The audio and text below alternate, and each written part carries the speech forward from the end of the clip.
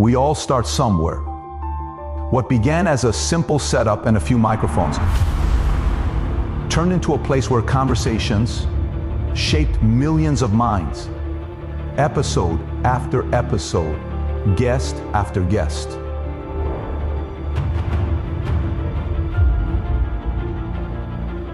The PBD Podcast grew into one of the most influential business podcasts in the world, but growth demands evolution, bigger conversations, bigger guests, bigger vision. And now, a new chapter begins.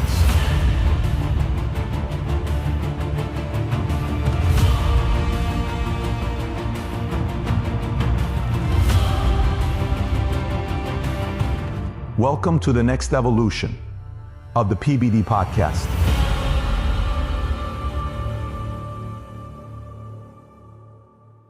Are we officially live? Here we go, folks. New set is here. Finally, we've been working on this. The team is back there. Make some noise for the guys back there. Great job, everybody. Lots of work getting all this thing set up. We're excited to be here with the crew. We've been doing it at the other office, the 5990, which was great. We will not have Michele today. I'm very sad. Which is devastating. That's we will not devastating. have the croissant in the morning. We will not have the food, the Italian mortadella, the prosciutto. We won't have any of that stuff taking place. Well, maybe we bring it here. Well, I don't know. Maybe we bring it here. I think we're on track on building a kitchen here. Michele was giving us boardroom style. Yeah, so gang, this whole thing starts with you. Obviously, somehow, some way, we found each other. You know, I cannot tell you how many times we walk. Vinny's telling a story about this week he went to church and what the experience was like when he went to church, how people approached him, getting emotional about what the PBD Podcast does when we're speaking about all these different stories. But it wouldn't happen without you. So I want to start off by thanking you. And this guy's not ready for it. Vinny, I need you to start the podcast with a prayer. So lead the way with a prayer. Oh, wow. Dear Lord, thank you for another beautiful day. I pray, Lord, that you protect everybody in this room and all the people out there watching at home. Bless the PBD Podcast, Lord, because you know the message is about the truth and finding the way and leading people to you, because everything happens through you. You are the way, you are the truth, you are the life. In Jesus' name we pray. Amen. Amen, amen. Let's go. There you go. Wow. He wasn't prepared. I wasn't. I didn't tell him about it. I said, I'm going to come to you first. He don't know what that meant. For That's someone what it that meant. was not prepared, you seem pretty damn prepared. I'm always ready for him. That's right. Okay, well. Here he is. Take him. Listen, just so you know, don't give any ultimatums, because one was given about 48 hours ago. Oh. Okay, and that ultimatum ends about tonight at 7:45. But this morning at 7:10, this man who works 5 days a week at this building on Pennsylvania, the other two in Mar-a-Lago for the most part, I and know that sometimes guy. he's on the road. He said 2 days ago, about 40 hours ago, 39 hours ago to Iran, if you do this, we will do this. And of course, we'll get into the story. And then this morning, the president comes out and says they had great talks. Things are looking good. And at that time, oil was at 98. Within minutes after 7:10, it drops to 89. I think Dow pre-market is already up 1.5 points already, is up 700 points already today. We'll see what happened. Mario in the fall puts on Twitter that Iran is now saying that they never had the conversation. So did it happen? Did it not happen? We'll talk about it here. And now the president is extending it when he said this morning at 7:10, 5 more days. We'll definitely talk about it. What's special about that is the fact that tonight, the USS Tripoli is getting closer. What does that really mean? For everybody else, if you're traveling this weekend with TSA, there's a lot that we're seeing with TSA. There's videos of people waiting 3 hours for getting in. We don't know what that is about, waiting for 3 hours for getting in. But anyways, we'll show the clips. I know Tom was at the airport this morning at 3:45. He'll tell his version of what happened. We got to get into the Massachusetts story of what's going on with taxes. There's a team in Washington. The Seahawks GM comes out and says, listen, you guys keep raising taxes. I'm having a hard time recruiting talent. I want to come over here. So imagine he's now going to say, look, if you're a Seahawks fan, don't lower the taxes because of politics. At least lower the taxes so we can win another Super Bowl, because you're not helping us win another Super Bowl. And then a couple other stories we have to get into. Robert Mueller died, and when he did die, the president came out with a Truth Social that people at the beginning didn't even believe. And then it ended up being the real Truth Social. And then he was asked by Scott Besson and others why this was said. Anyways, we'll get to that as well. And then 20 countries deciding to go through Strait of Hormuz, what that's going to be looking like. And anyways, we'll talk about that as well. And then we have a bunch of other stories that maybe we'll get into. Mark Victor Hansen said some interesting things. Nick Shirley is getting attacked left and right. He needs to increase his security. He needs help financially when he's going on the road because of all the threats that he's getting. Maybe we'll find a way collectively to help him out with Nick Shirley. And then aside from that, if we have time, we'll get into a few other stories that we have here as well. Gang, one thing from me to you, if you enjoy seeing what we do here at PBD Podcast, I have a basic request from you. 51% of you do not watch this, do not subscribe to the channel. Just watch it on a weekly basis. If you have not yet taken a moment to subscribe to the channel, it helps us out with our algorithms. We're reinvesting everything we have back into the company. Since day one of starting Valuetainment, I've never taken a penny off the table on Valuetainment. 100% of anything we do gets reinvested because of the vision that we have long term. If you want to support that vision, the way you can do it is by helping us get more exposure, by pressing that smash button and that subscribe button and notification next to it. It definitely helps us out. So with that being said, let's get right into it. The first story I want to start off with, Rob, if you want to pull up this tweet by the president this morning, is this the one from 48 hours ago? Or is this the one from this morning? This morning.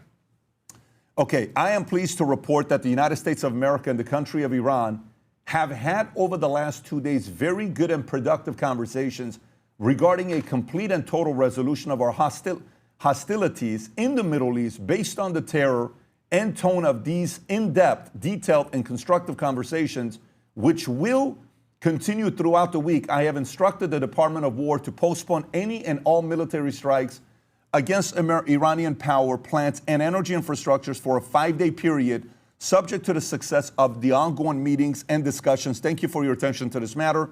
Now, Rob, if we go to this 2 days ago, it was a different tweet that he put up there, right? Just 2 days ago, less than 2 days ago, he put up a tweet saying if Iran doesn't fully open without threat the Strait of Hormuz within 48 hours, from this exact point in time, the United States of America will hit and obliterate their various power plants, starting with the biggest on the first.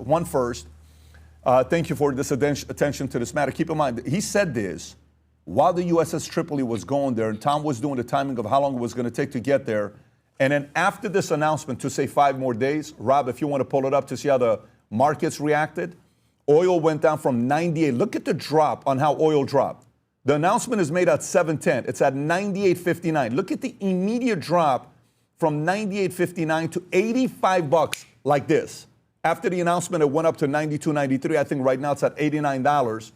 And then the Dow pre-market, Tom just said a minute ago, is up 700, point and a half pre-market.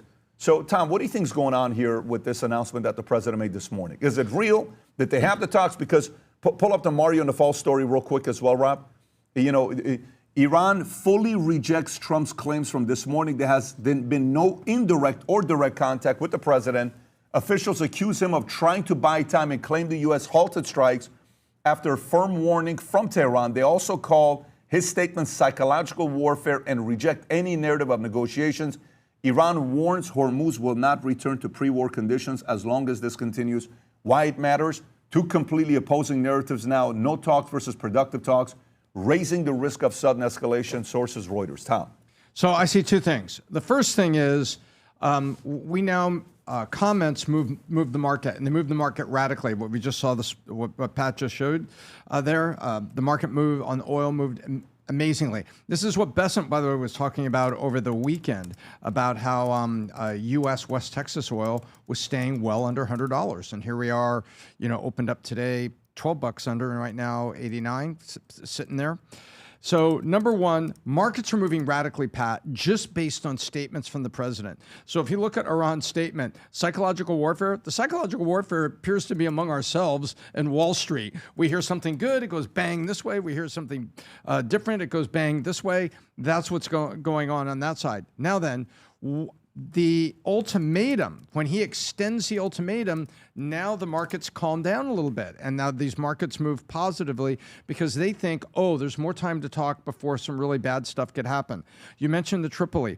The USS Tripoli is in the Arabian Sea right now, and it is within 12 hours of joining the USS Abraham Lincoln right there at the Arabian Sea at Oman, where you are then straight up to the Strait of Hormuz. And yesterday, what the president said was, you know what, we may consider some, boots on the ground operations on Kharg Island.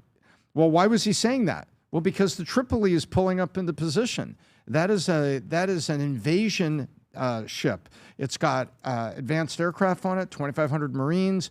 It can do what the big aircraft carriers can't. Because the big aircraft carriers, they sit back in a protected area, and it's a launch. It's like an airstrip. You don't want the aircraft carrier in the hot theater. You want it back. Well, the Tripoli is made to be an assault, part of an assault. So that's what's going on. The combination of, I'll give you more time, but here comes Tripoli. We may do something on Kharg Island. Now it's 5 days, causes the markets to calm a little bit. I don't want to see boots on the ground. I don't want to see anybody get off the USS Tripoli on the ground there at all, personally. Vinny? I don't know. I mean, Pat, again, we're people need to understand we're in war, and in war you have to do tactics. And I think, the president knows what he's doing when it comes to information here, posting this, market goes down. But the one thing that bothers me is the fact that if we strike, Tom, and correct me if I'm wrong, power plants in Iran, the very people that we were talking about helping are going to suffer the most. Besides the military, besides everybody else, we start striking, because already the oil, it's on fire, they're breathing all that stuff in. If we start attacking the power plant for Iran, the people that were in the streets fighting and trying to revolt to go against this Islamic... Why do you say that? Well, I mean, think about it. If you hit the power plants, all the power is going to be gone. We're seeing what's happening in Cuba right now. They haven't had power for how many days? If you hit the power plants, all the people are going to suffer in Iran. It's not going to be just military. Am I wrong? Yeah. That's my thing, and I get it. It's war, but if that happens, the same people that we were trying to help are going to be affected. So what's the reason why we're in there? Well, the initial reason, I thought the first time we went to Iran was because people were in the streets. 40,000 people were killed for protesting, and we were supposed to go in there and help them put in a leader. I think once Trump talked to Reza Pahlavi, he realized that guy wasn't the guy. But then from what we're hearing, it's now, this is from what I'm gathering, that now we're like, oh, they were trying to get a nuclear weapon, which I thought we knocked that all out 6 months ago. Yeah. I thought that was done. The story came out that maybe we didn't go all the way in and we didn't fully destroy it. Maybe we did. If you remember where they were like, no, they didn't fully destroy everything they did. And who knows the real story behind what happened there. So, okay, Adam, your thoughts on this? So I don't want to help the terrorists, but if the terrorists, or the IRGC in Iran, actually want to understand Trump, they should read one book. It's called The Art of the Deal. Because if they read that book and put down the Quran and put up this book, they'll actually probably understand Trump's mindset. You talk about asymmetric warfare. How many times have you heard that term? Asymmetric warfare. They got drones, we got missiles, all of that. Yep. Trump is also using asymmetric warfare. He's basically saying, you got 48 hours, tough guy. They're like, what? Hold on, what? Are we gonna call him? We're gonna talk to him? All right, just kidding. You got 5 days. And then in 3 days, he bombs them. And they're like, what? I thought it was 48 hours. I thought. Trump is unpredictable. He's using tactics, like Vinny said. And then if you follow the art of the deal, what does he talk about? Thinking big. He talks about creating leverage. He talks about controlling the narrative, which he's doing. All eyes on Trump. And then it's always negotiating from strength. Vinny, you okay, baby? Yeah. Spitting out water on me? I'm just almost anyway, the last thing I'll say is this. Thank God we got Trump in there. Because there's a chance that you got cackling Kamala out there negotiating with the greatest state sponsor of terrorism the world's ever seen. Could you imagine? Oh my God. Chuckle, chuckle, cackle, cackle. So you might not approve of the way that Trump operates, and I get it. My mom isn't a fan of how Trump operates, but like I told my mom, there's no more voting for you, mama. Trump's in charge, and let's back him up. So let's go through this, because while this is happening, you got Mark Victor Hansen, a reasonable player. He's not somebody that's over emotional, one side, the other side. Some guy that's fairly reasonable. I wouldn't say fairly reasonable. He is reasonable. And he comes out, and a story comes out, where he says, this is about to be done, okay? I don't know where this, Iran's regime could fall pretty soon, Victor Davis Hansen says, as global tide turns, and this is just a couple of days ago. Rob, is this the clip? Yes. Go for it. There's enough evidence to see how things are really going. Europeans would never agree to go anywhere near Iran unless they thought the tide was turning and they think that we're going to win. Otherwise, they would keep still. And the reason that the petro nations of the Gulf survive is they have their finger in the wind and they're very attuned to the climate. And when you have Al Jazeera praising the United States bombing campaign and saying that it's been underestimated and it's brilliant and effective, you get the feeling that they think not only should the United States finish the job, but it can and will finish the job. And then when you start to see tactical aircraft like Warthogs and Apaches, that means that they're offering almost ground and sea support to hit targets. There's nothing, there's no defense at all when you have that type of aircraft flying at will in Iranian airspace. So you put it all together, and I think it's pretty clear that this rope-a-dope strategy that they have, that we're going to tire before they are, is dependent on just public opinion, the midterms in the United States. And if Trump sees it through, and I think he will, I think they're going to fall pretty soon. And Tom, do you agree with him? I think this is a very cogent analysis, and I hope he's right. I agree with the analysis in step by step, because it shows historically how the nations have been reacting. And then all 23 nations, not all 23, 23 significant nations all came together in agreement over the weekend. So I basically agree with him, and I think it sounds directionally correct when you look at the posturing and the actions of everybody over the weekend. Everybody wants this war to be over, and they want the objective to be met. And now everybody appears to be lining up to position themselves for day one after the war. And he went down the list of the Europeans are getting ready for this. The Gulf nations are putting their finger in the wind, as he said it, getting ready for this. I believe Qatar, asked the Hamas leaders, because there's a Hamas office that's literally like 3 streets over or something from the U.S. Embassy that's in Qatar. They were asked, can you clear out of here? So everything he said sounds reasonable, and it sure sounds like people think the tide is turning on this. Not tide is turning, but that we're coming to the end of it. I hope we are. Okay, so I'm going to read this. More than 20 nations spanning from Asia to Europe to the Gulf have expressed a readiness to contribute to the effort of opening up the Strait of Hormuz amid threats to ship by the Islamist regime. In a joint statement released on Saturday morning, the nations of Australia, Bahrain, Canada, Czechia, Denmark, Estonia, Finland, France, Germany, Italy, Japan, Latvia, Lithuania, the Netherlands, New Zealand, Norway, Republic of Korea, Romania, Slovenia, Sweden, UAE, and the UK condemned in the strongest terms the recent attacks by Iran against unarmed civilian shipping vessels, its attacks on oil and gas infrastructure throughout the Gulf, and its move to shut down traffic in the Strait of Hormuz. We express our deep concern about the escalating conflict. We call on Iran to cease immediately its threats, laying of mines, drones, and missile sanctions, and other attempts to block the strait to commercial shipping, and to comply with UN National Security Council Resolution 2817, the group of nations said. Adam, your thoughts? So it's pretty clear to me this one thing. Iran is holding the world hostage. I said this before. They started their new country off 47 years ago by holding how many Americans hostages? Almost 500 American hostages, and 47 years later, they're going to hold the whole world hostage. This is what they do. By the way, they're little proxies. Hamas literally holds people hostage. You got Hezbollah holding Lebanon hostage. You got the Houthis holding Yemen hostage. This is their game plan. It's kind of like U.S. and Israel and their allies are basically saying, you mess around, we'll kill you. And Iran goes, oh yeah, you kill me? I'm going to kill everybody. Remember the scene in I'm gonna go get my gun and White Man Can't Jump. He's like, I don't know what's going on here, but I'm gonna go to my car, get my gun. I'm gonna kill everybody here. And that's the reality of what Iran is willing to do. They will hold the whole world hostage in order to protect their regime. And by the way, I get it.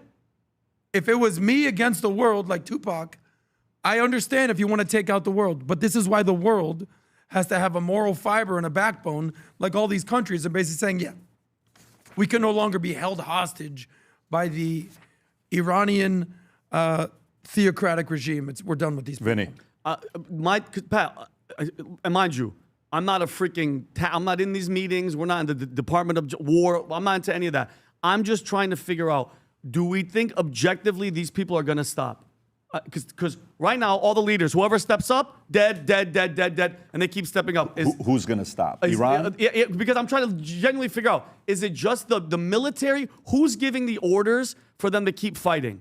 Because every single person of authority is getting whacked left and right. Pat, like, I'm trying to figure out. So the allegedly gay son is in charge right now. I don't know where he is. He might be an underground bunker party. Alive. He might not be alive. But what I'm saying is, I'm trying to figure out the clear objective of when can we say, because, 2 weeks. And again, I'm going to give the president, because who was Adam, tell me I wasn't the one that was saying during the terrorists, when everybody was losing their minds, I go, let him cook. Give him some freaking time. And then what happened? It worked, even though he got undercut by the Supreme justices. But my thing is, what is going to be the goal of, guys, we got them. We're done. And are we going to put in, the leader has to take over? Because other than that, we keep killing them. Who's going to actually take the reins and be like, all right, now we're going to have an election. This is who we want. This is it's very touchy, Tom. Like, I'm trying to figure out the goal. Like, what's the objective? Kill as many bad guys as we can? Well, here's what Scott Besson had to say, Rob. If you want to play this clip with Meet the Press, go for it. I was on the phone with President Trump a week ago. He told me allies were on the way to help secure the Strait of Hormuz. Has the Trump administration abandoned that strategy and now chosen to go it alone? Again, what we have done, there has been a campaign to using military assets to soften up the Iranian fortifications along the strait. That's going to continue until they are completely demolished. And Kristen, let me tell you, whether it's this network or the mainstream press, the American people do not have good framing what is going on here. If you were to read what is happening, and I'm sure when Senator Murphy is on, he has come out and said we are losing the war. That is wrong. We have demolished the Iranian capabilities. Their Air Force is completely destroyed, Navy destroyed, and every day we are taking out their missiles, their missile systems, and the factories that build those missiles. And now the General Kane, Secretary Hegseth are leading a campaign to destroy all the fortifications along the Straits of Hormuz. There you go, Adam. The biggest takeaway that I have from that is he's basically saying the Democratic establishment party, the media party, is going to start claiming that we're losing the war. That's a lie. Where you have the IRGC and the Ayatollahs claiming that they're winning the war, that's also a lie. So there's a war going on here, just so you understand. There's bombs, there's missiles, there's energy, there's oil. The most important war is the war for your mind. There you go, Vinny. I believe it. Don't fall for the nonsense. I was talking with a friend of mine. He's a Navy SEAL, good buddy of mine. I'm talking to him yesterday. He goes, buddy, I don't think you understand how good we are at war now. He goes, we've already decapitated 80% of their offensive output, of their boats and their ships and their planes and their defense mechanisms. All they have left is this hostage situation with the Strait of Hormuz. But meanwhile, this whole endless wars thing that they've been talking about. Yeah, nobody wants that. But look at the flip side. That means we've been training for 20 years for this moment. And you saw what happened when we took out the nuclear bombs in what part of Iran was that? In the summer. And they said, how long did they say they were doing those flights for? Or pretended 20 years. So imagine we're pretending to do this podcast. And we have 20 years to practice a podcast. I think we're going to nail the podcast. That's how good our military is at this point. Again, we don't want endless foreign wars. We don't want that. We want to get in. We want to get out. We want to be precise. We've learned from the George W. Bush debacles. And here's Trump basically saying, it's been 47 years. Can you give us 4 to 7 weeks before you breathe down our throats? And that's where we're at now. And by the way, this whole thing about, what Iran's capabilities were, this weekend, there was a story that came out with Iran having the capabilities of long-range missiles, Rob. I think you have this clip, right? Iran ballistic missile hits Israeli city in terrifying strike near top secret facility that is key to country's atomic weapons. That's one story. But the other one is the long-range, Rob. Do you have a clip on that to show with the long-range missile? Yes. Trying to see what page that was on. Right here is Fox News. Okay, go for it. One of the things we hear a lot about in these conflicts is an escalation ladder. And when Iran fired the intermediate range ballistic missiles at Diego Garcia that Trey mentioned, 4,000 kilometers from Iran, that was an escalation that not only stunned the U.S., but the entire world, because Iran had not publicly stated that they had anything that could go more than 2,000 kilometers. And yet here now we know they have two 4,000 kilometer range intermediate missiles that fortunately did not impact anything, but it's a warning. It's a message that they have these capabilities that they didn't publicly state. In fact, under President Obama's JCPOA, there was no restriction on Iran's missile capabilities. They said they weren't building it. Now we know. And what is the danger? Why is the world on notice? Because look, from Rome, Munich, Paris, London, Berlin, Oslo, all now within this radius, these capitals, and many of these capitals in these countries do not have the missile interceptor technology like we have and like Israel has. So should a nuclear-tipped intermediate-range ballistic missile be fired at one of these capitals, it could change the trajectory of humanity as we know it. Now, let me read this, and then, Vinny, I'm going to come to you here for this one. So in the same period, while this is taking place, Operation Epic Fury, February 28, Iran's Foreign Minister Abbas Araghchi claimed, we intentionally kept the range of our missiles below 2,000 kilometers, so we don't have that capability. And we don't want to do that because we do not have hostility against the United States, people, and all Europeans. He said this on February 28. Keep in mind, today's what? The 23rd? Yep. He said that a month ago. On Saturday, Israel Defense Forces Chief of Staff, Lieutenant General Eyal Zamir said, just yesterday, Iran launched a two-stage intercontinental ballistic missile with a range of 4,000 kilometers, 2,500 miles towards an American target on the island of Diego Garcia. These missiles were not intended to hit Israel. Their range reaches the capitals of Europe, Berlin, Paris, Rome, and all within directorate ranges. And then the IDF spokesperson, Nadav Shoshani, blasted the alleged Iranian deception on X, writing just 3 days before the war, Iranian regime said they don't obtain long-range missiles. Today, their lies were exposed once again. When missiles were fired 4,000 kilometers away from Iran, they hope to lie their way into becoming a force that can terrorize the world. We didn't buy that. Vinny. It's right now. It's who do you want to believe? Do you want to believe? Do you want to believe an Islamic State leader that literally kills their own people, hangs athletes for protesting against their regime, or are you going to believe our Department of War? That's what it boils down to. And by the way, my brother Victor was stationed at Diego Garcia. Pat, you know how important this base is for B-52 bombers, for B-1 bombers, for our munitions. They go there, they stage stuff, and then they leave there. The fact that they can actually reach there is a huge, huge, huge problem. And then guess what? And like Adam was saying, we have to go in there, knock them out. I'm hoping to God that they are targeting every single one of these missile sites. I'll give them another 2 weeks to get this all taken care of, and then that's it. Because this base is so freaking important. It's in the middle of the Indian Ocean, Pat. My brother was there for, I think, for a year.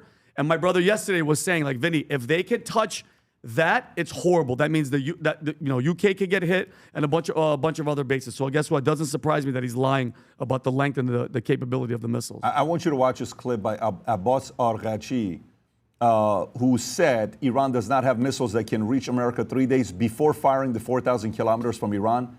Rob, I don't know if you have that clip or not, if you want to play that clip. So this is just 3 days before launching it that he said that, okay? This is 3 days before launching it that he said. Is that it, Rob? Go for it. React to the statement, his State of the Union address. He has very clearly said, and please tell me where that credibility of the information really comes from, when he says that President has claimed that Iran is developing missiles that can reach America. Himself the victim of fake news. Unfortunately, we are not developing, long-range missiles, and we have limited the range of our missiles below 2,000 kilometers intentionally. So our missiles is our reliable means of defense, and we have no intention to, extend their range. So this is not the fact. It was also mentioned the number of killings in Iran. Another fake news. We have already published the name of those of the victims of the recent, terrorist operation in Iran. 3,100. 32,000. 32,000. 32,000. It's only 3,117, victims. Iran is not developing nuclear weapons. We have always said, and I would like to reaffirm, that we have no intention to go for nuclear weapons. There you go. Tom, thoughts? So I go back to a chapter of history. Kim Jong-il, North Korea, madman who passed power over to Kim Jong-un, his son, in 2011, and now Kim Jong-un, known as Little Rocket Man. And he's done these tests of the Hwasong 17 and Hwasong 18. They keep going further and further and further into the Sea of Japan, and it makes people nervous. And guess what? Now North Korea is, assumably and reliably assumably, a nuclear power that has rockets that could reach Tokyo. And they've launched these things. So it's like, do you sit by and let this happen, and then now you're perpetually negotiating with North Korea? Well, this rocket makes me very concerned. This is why when they said we were going to go get the nuclear elements there, we're going to go in and get the nuclear elements, and we're going to destroy the ability to do it, and we're going to get the drones factories and destroy their ability to do it. This is why. We don't want them to have the capability, because it's one thing to have a nuclear bomb, and then when you have missile technology, now you have the ability to deliver it far away, and that's bad. And so by all reports, it appears to be legitimate. Remember North Korea's tests. I bring them up. Remember how many tests we would see that their tests failed and the rocket didn't launch properly, lands in the water. They launch another one, goes up there, it loses speed, it lands in the water. This is a part of test. And testing, eventually a nation gets it right, and they have a somewhat reliable weapon that can cause real damage to populated areas. And this really, this concerns me. But this is why we were going in. How convinced are you it's a true report? I'm 90% convinced when I see things like the AP that would not want to report this like that. AP would want to say, oh, it was just a test, it's just a toy, it's not really working. Another thing that the war hawks are going to use to convince Trump to go into Iran. To me, that's how the mainstream media would play it. Don't you think, Pat? I think it would be played like that. I have a lot of thoughts on this. Adam, I'll come to you first and I'll give my thoughts. 85, 90% to your question. Vinny, where are you at with it? Bina. Of it being real, the 4,000 kilometers. Pat, I was just going to ask you guys, do you believe that guy, the guy that does what he does to his people, of anything? I don't believe him. I don't believe So you believe they have it? I 100% that they have Okay. it. Why, Adam, hold on. where are you at? Of course they do. They already launched it. They launched two of Adam. them. I mean, And by the way, just so you know, I'm looking at all the reports. I'm going everywhere. Left, right, center, Reuters, CNN, AP, The Times, Times of India, Economic Times. You go anywhere, they're all saying that this is a true reporting, that they attempted this weekend 4,000 kilometers, long-range missiles that can hit sites, U.S. sites, not in the country, but some military units that we have, different places like the Diego Garcia. Everybody is saying this is accurate, that this exists, that this is happening. And you know why, Pat? Think about it. You're losing so bad. This is like a way, they just change the range. They go for it, gets knocked down to say, hey, we're still tough. They are getting decimated. Like put all the BS aside. We are in war. If you look at it and pull back, we are destroying them. We are destroying them. And if you're part of the losing side, you have to say, hey, we could hit UK. Hey, we could kind of hit a military base. Tom, you have to. If you're drowning, you're trying to grab onto anything to save yourself. I see two quick points on that. I hear that. So the first is, I've never heard the Crips and Bloods say to each other, oh, don't worry, my 9mm bullets won't go through T-shirts, right? So my rocket, I'm doing some gangster things again, guys. My rocket only goes 2,000 miles. We would never turn it up to 4,000. Why would we do such a thing? That just seems to be lunatic. And listening to and just processing just now, I'm kind of processing it a slightly different way all of a sudden, Pat. When you get all of the countries in the news media saying it's real, what are they really saying? They're really saying, holy crap, it's real. Yes. We got to stop this guy. So all the liberals suddenly are now. But it's not just liberals, Tom. It's not just liberals. It's more than that. Go ahead, Adam. Okay. So all these people do is lie. there's actually something in their book called taqiyya, which it's like, dude, we want you to lie. We're encouraging you to lie. You can find that for me, Rob. So all they do is like, much like DJ Khaled, all he does is win, win, win. All these people do is lie, lie, lie. So right now there's a poker game going on right now, and everyone's got to figure out who's bluffing. Iran's bluffing. And we all know what they're about. We know what they're going to do. We've been watching them for 47 years. They are the same people who just said a few months ago, hey, listen, we just had a little bit internet blackout. No big deal. The power will be on after the weekend. Oh, the power comes back on. They murdered all their people.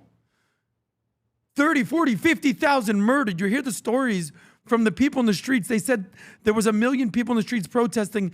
The IRGC and the army and the police brutality came out and just started spraying. Brrr, people dead. We got people freaking out when a gay lesbian couple goes out and tries to have beef with ICE. The whole country goes crazy because she gets in the way. Well, why are we so silent when they're going to be murdering their own people? So this is, correct me if I'm wrong, Pat, the people here who said, quote unquote, we don't have problem with people in the United States of America or the Europeans. Are these the same people who've been shouting death to America nonstop for 47 years? Don't they also say death to England, death to Israel? So excuse me if I don't believe you, taqiyya guy. Last point is this. We want to know the reason that we're going into Iran. There's 10 reasons, but the number one reason is nuclear. Yes, they kill their people. Yes, they're sowing chaos. Yes, they're a terrorist regime. Yes, yes, yes. We can't have them have nuclear.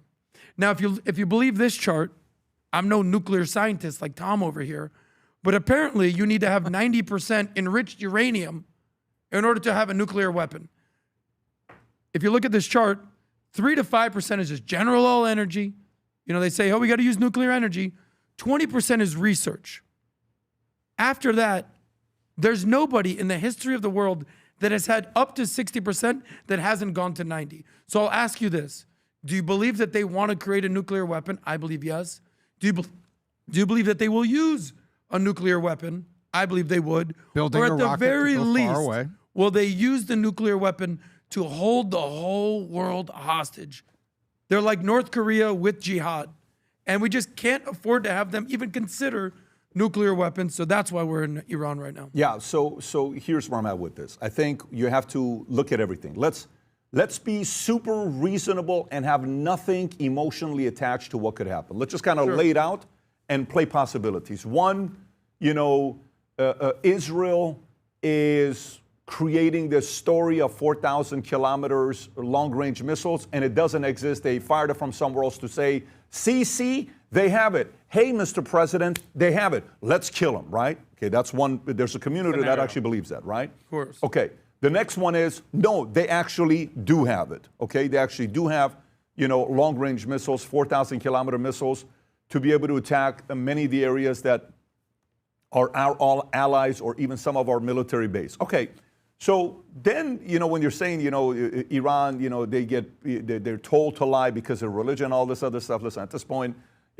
listen, no politician is innocent of that part. When a guy makes it to the highest level, you think presidents are telling the truth? Mm-hmm. If you believe that, I got a lot of things to sell you right afterwards. But this is in their book. It's like if it was in our Constitution. I get it. That'd be one thing. Yeah, but what Pat is saying is like anybody elected senator should be imprisoned. Listen, I had Joey Merlino on the podcast the other day. Mm-hmm. You know how many times I asked him about the Philadelphia crime? He's the current boss of the Philadelphia crime family, according to the FBI. Guess what he said? It's all lies. It's not true. It's all lies. It's all lies. Yeah. There was even a moment where I said, your best friend, Mickey Changs, was killed by his brother, Joey Changs, from Stanford's camp, who was at the time the boss of the Philadelphia crime family. I said, he killed your best friend, Mikey. I don't know what you're talking about. I said, after they killed it, did you have any desire to want to seek vengeance? Guess what his answer was? No. The rumor has it that they went and they killed the guy that killed Mikey Changs. Guess what Joey said for 2 hours? No. I said, you didn't have any desire to want to seek vengeance? Guess what his answer was? Not at all. Mm. Then I said, how did you become so noble? And then he's got a smile on his face. You understand the sequencing of questions? Of course, it was an interesting conversation. Some people in the comment section said interrogation, whatever you want to call it. It was a conversation. But what's the point here? when you make it to that level, if it's me revealing to you while knowing the enemy is watching everything I'm saying, you think they're going to tell everything? So I'm not sitting here saying, hey, enemies lie, but we always tell the truth. Then you're so flippin' naive. I got 4 kids. You know, you get trained very quickly when you have a lot of kids on how capable human beings are, even those that you love sometimes. But here's where it kind of goes to for me. If it is true that they do have long-range missiles, if it is, to the community that doesn't want that to be true, because why? Your argument then looks what? Terrible. And you have to say what? See, it's all Israel. See, it's all Israel. That's a lazy conversation and position that that community is making. If it is true that they do have it, let's say you, even that community that says it is them, even to that community that believes, you know, what if it's them? I'm telling you, what if you knew for a fact, 100%, we took you over there, you saw where it came from, we showed you the clips, we showed you exactly who came, who pressed the button. If you knew that's exactly 100%, what's your next move? What should America do? If you knew, what should America do? Keep going. Now, hear me out. What I'm going to ask you again, Tom. I'll come to you because you're fairly reasonable.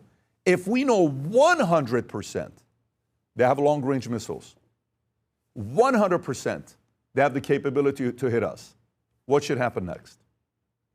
You got to go. You got to go put an end to it.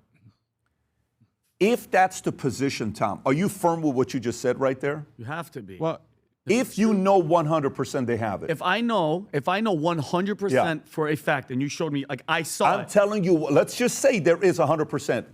You're sitting in the situation room. What should we do next, Vinny? What do you think? You have, like, whatever we're doing right now, you have to ramp it up and get it over with, because guess what? If, like I said earlier, once they get that desperate, then they could do what else? What else are they hiding from us that you don't know? You have to take them out. Like, why is it taking so long? Just take it all out. Go for it. You're slowly doing this mission. Take every, because Pat, we can't, I don't like that for them to try to pretend. They know where every missile is. They know where every capability is. They need to just do it. If I know for a fact that that's the truth, get it over with. Destroy it. So, period. 2 things. 1, nuclear capability. Adam's right. All the intelligence is pointed to the fact that it's 60% enriched, and they keep running the centrifuges to get the uranium. And once you get it to 90%, you put it in a compressed tennis ball, basically, and you've got yourself a nuclear weapon.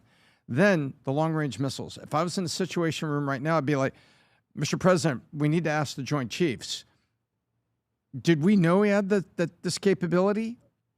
Have we destroyed the launchers?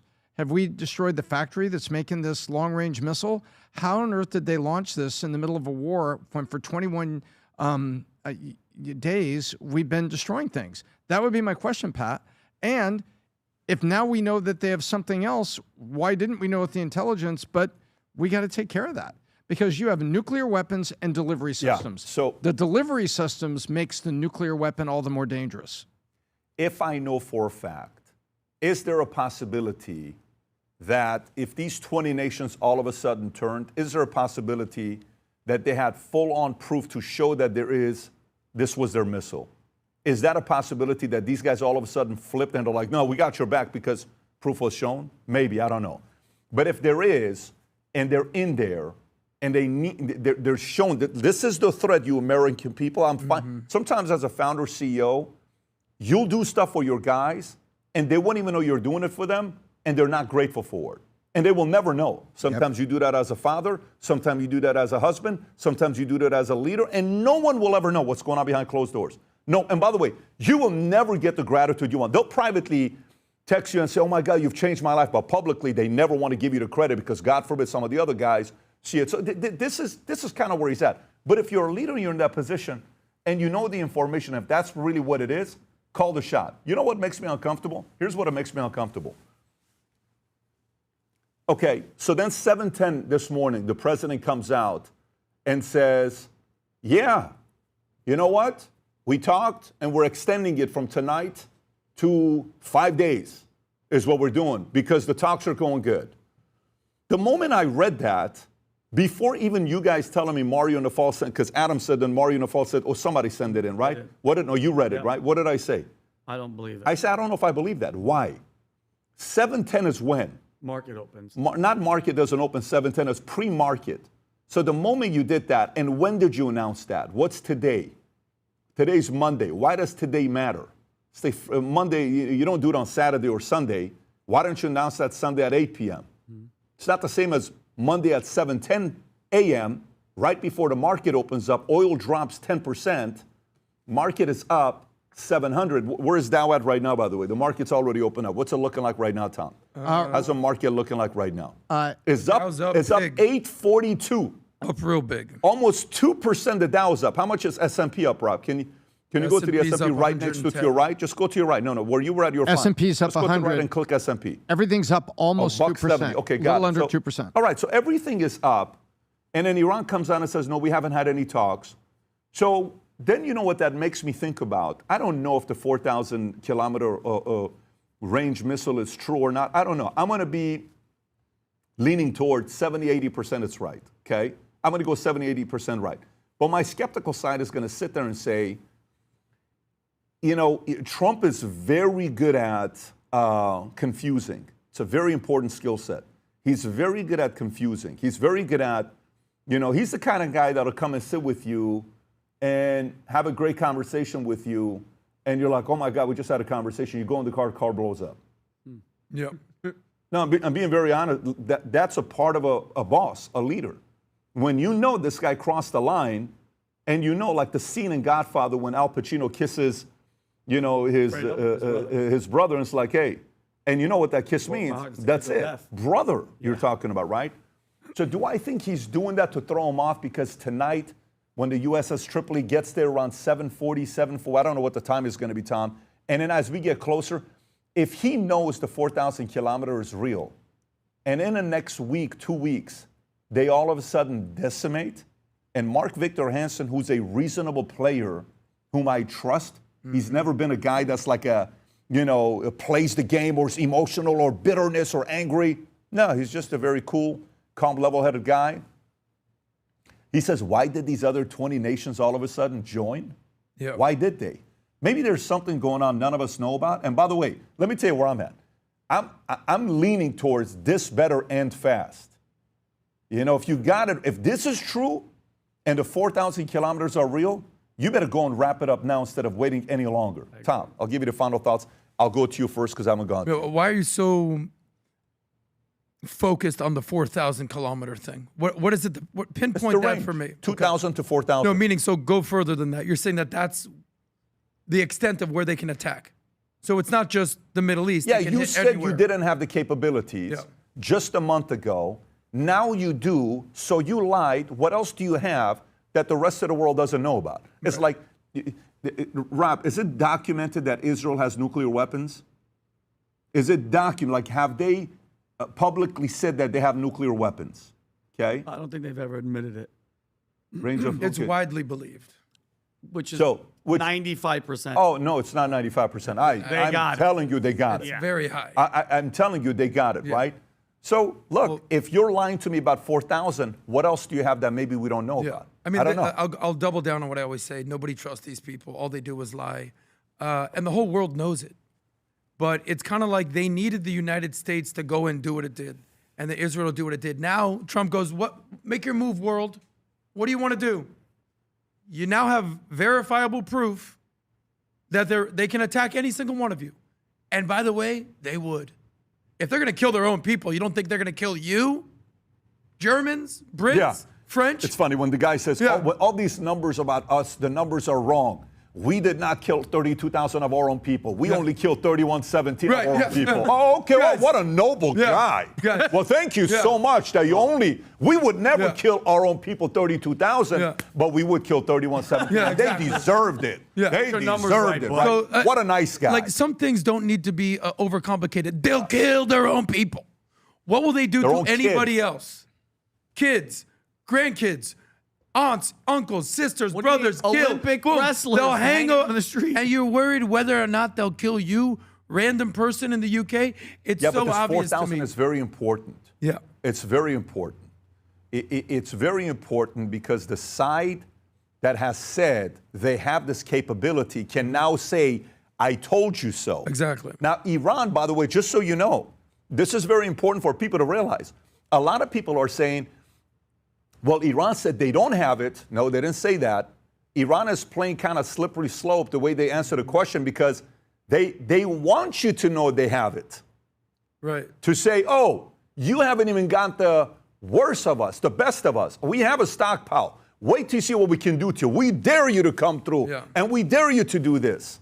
When you're small, act big. When you're big, act small. They're small, they're acting tougher, but maybe they have it. And so they're not taking responsibility for the missiles, if that makes sense. You know what I'm saying? They're not coming out and say it wasn't us, right? They're just kind of like, the questions being asked about, you ask him a question about what happened and the guy deflects and gives a complete different answer of what took place, but he never answered the question that you were being asked about. They're kind of playing that game. They're completely desperate right now. They're in the last leg of a 47-year Mark Victor regime. Hansen is a very reasonable guy. Listen, eliminate all the emotional voices. You're in a room. Your guys in your company come up to you. Do you not understand what this carrier is doing? And this insurance company did this. And let me tell you, our paperwork got lost. So many paperwork got lost. And then I found that one paperwork got lost and it wasn't even lost. They forgot to send a signature and it was a 6-week process. And then I'm like, listen, to all the loud, crazy, emotional guys, I got you. You're my guys. You're super emotional. To the two people that are super reasonable, what's going on with you? Pat, it's not that bad. They actually got it to you. What's going on with you? It's really nothing going on. It's just this one thing that they did that they fixed 3 weeks ago. Okay, great, guys. Next story. Let's move on. I think it's those things you have to know. The emotional people want to be able to say what? What do the emotional people need? What do you think content creators today that are the emotional people, mainstream streamers, podcasters, influencers, guess what they need? They need a boogeyman. They need something to push against. They need to be able to say the magical words, which is what? I told you so. I told you so is what they want. Oh, yeah. I told you so. I told you so based on what? Whatever their position is. Okay, whatever their position is. So we don't know. I mean, the market has to watch and see what happens next. I will tell you, this whole morning, this 7:10 this morning, the president, what he did, come on, guys. I mean, that's the man is a PR pro. He knows exactly what he was doing when he sent that tweet at 7:10, and the market's reacting to it. That, it's all, and New York Times. What does New York Times write? New York Times write an article. Trump is finally eyeing an exit from Iran, but will he take it, right? Will he take it? The story that comes out. We all trust the New York Times. I told you so. Yeah, no, they're saying, that's actually a good article for the stock market. Right. Let me read it to you one more time, just the headline. Trump is finally eyeing an exit from Iran. How do you think the market takes that headline? Oh, good. It's over. Yeah. It's great. Oh, it's getting done. This is going to, okay. It's kind of, anyway, so I don't know. Trump is the only person in maybe human history that based on one tweet can move the market up or down $1 trillion in an hour. Think about the amount of power this guy has. He sent that tweet at what time today, Pat? Before the market. He didn't do it on Sunday. No. He did it right before the market opened. Trump is... He's been doing this for a while. No, he knows what he's doing. He knows exactly what he's doing. The guy is the sequencing master, and it drives a lot of people and say, now, while this is going on, let's go to a complete different story. Robert Mueller died this weekend, okay? And when he died, the president was one of the first to send out a tweet. The president was very complimentary of Chuck Norris when he died. Yeah. But unlike Chuck Norris, when Robert Mueller died, this is his tweet.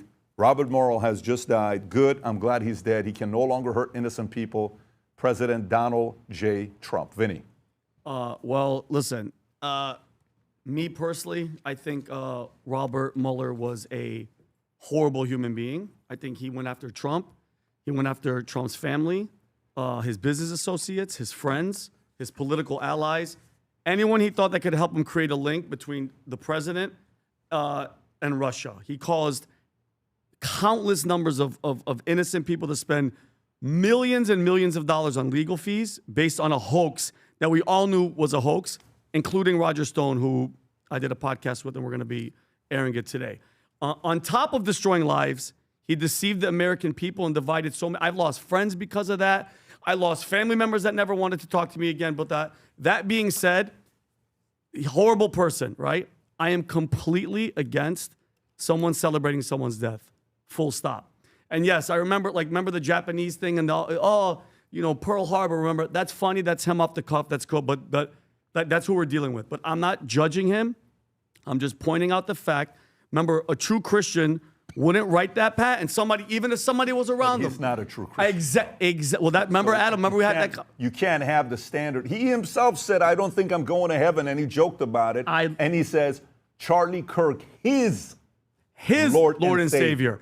But remember, when we talked about it the last time, when I said Trump said that, people were like, no, that's not what he said. You misheard what he said. Because people still believe that Trump is a Christian because he has people like, Paula White. We could get into her later. But Pat, the crazy thing is, when I saw this story, and I promised you guys, I was sitting on my couch reading the Gospel of Matthew. I think I told Tom about this. It was a Sermon on the Mount on chapter 5. And this is where, remember I told you one of the hardest things for me is praying for my enemies and really like hoping that they do well to get into their minds. Matthew chapter 5, chapter 43 says, you have heard this, that it was said, love your neighbor and hate your enemy. But I tell you, love your enemies and pray for those who persecute you, that you may be children of your Father in heaven. He causes his sun to rise on the evil and the good and sends rain on the righteous and the unrighteous. If you love those who love you, what reward do you get? Okay? And it's so hard, Pat. It's so hard. It's so hard. But here's the thing. Whoever's sitting next to Trump, how are you letting him press send? How are you saying, go ahead and put that out? I understand he was a horrible person. I understand there's so many people out there that are trying to destroy him. But you can't have that attitude. You can't have that good, I'm glad he's dead. That's it. I'm sorry, but that's not the attitude to have. I think it's a really, really bad Tom, your thoughts for the president. Well, I agree with that. Morally, spiritually, I never celebrate somebody's death. The best thing, think about your worst enemy. Tom, I've seen you celebrate a lot of iguanas' death. Like, and you put a yeah. smile on your face. Yeah. I don't know. Don't act like a saint, Tom. Well, listen, as long as none of these Democrats don't turn out to be reptiles, they're fine, right? Hey, I got you. Otherwise, Okay. we may have trouble. All right. So one of the most feared men in Fort Lauderdale is Tom Ellsworth in the iguana community. that's exactly right. yeah. So By the way, they call him John Gotti. Yeah. that's exactly right. And so be careful. If Schumer Guati. turns out to be a snake, uh-oh. So now then, I don't celebrate another human's death. One of the most beautiful things that ever could happen in life is someone who is, you call it an enemy turns and changes. And the joy you have at that, say, not only is it over, but then you have the joy, right? The original joy of your salvation. That's, a precious moment here on earth. And I've had that experience. I've had that experience a couple times with people that I really didn't like things, and they came to the Lord, and it changed their life. And so I did not like to see this response, right? Now, people are going to say, now you're going to say but I'll say but what Trump went through and what Robert Mueller did was horrifying. What Robert Mueller did to so many people was absolutely horrifying. And you know what? It made me think about this. Can we look at a quick clip, Pat, of Trump reacting at the end of a long day, about to get on Air Force One and being told Ruth Bader Ginsburg has died. He was not a friend of Ruth Bader Ginsburg. Go ahead, Rob. Yep. Let's see it. Back up a little. Go ahead.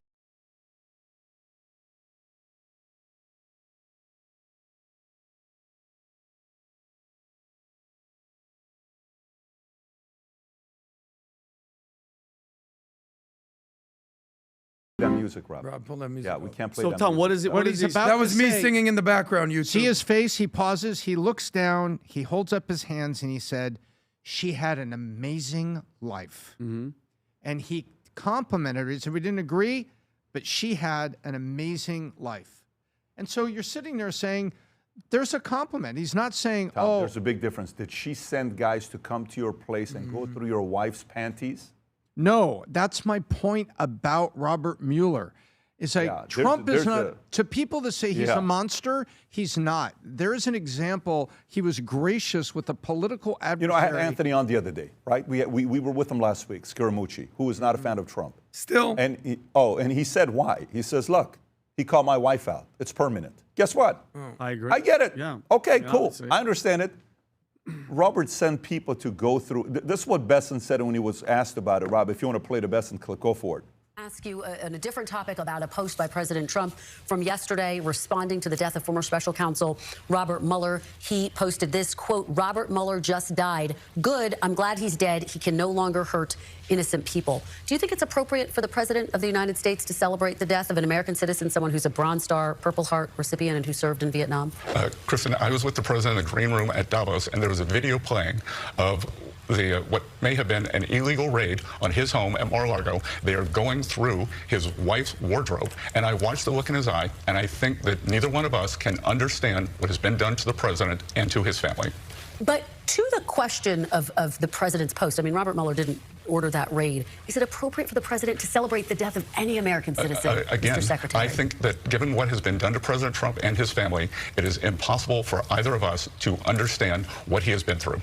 So you don't think that there's anything wrong with the post saying, good, Robert Mueller's dead? Again, I think that we should all have a little empathy for what has been done to him and his family. All right. Treasury Secretary Scott Bessent, thank you as always for being here. Really appreciate it. I could have empathy and all that stuff. At the end of the day, and he's not a Christian, it's the hardest thing for me is to love and to pray for my enemies. It's the hardest. All the other stuff, it's very challenging, Pat. Lusting over, you know this because you were with me. I'm not, if you look at a girl and lust, you've already done it in your heart. This is not an easy thing, but once you go for Christ and you're like, okay, I'm all in, it's very difficult, okay? But if somebody dies, for you to say good, there's the difference. I would never, ever, ever be able to do that as much as I hated them. And by the way, I'm not married. Nobody came to my house. Nobody raided me. Nobody tried to rob me. And I get all that aside.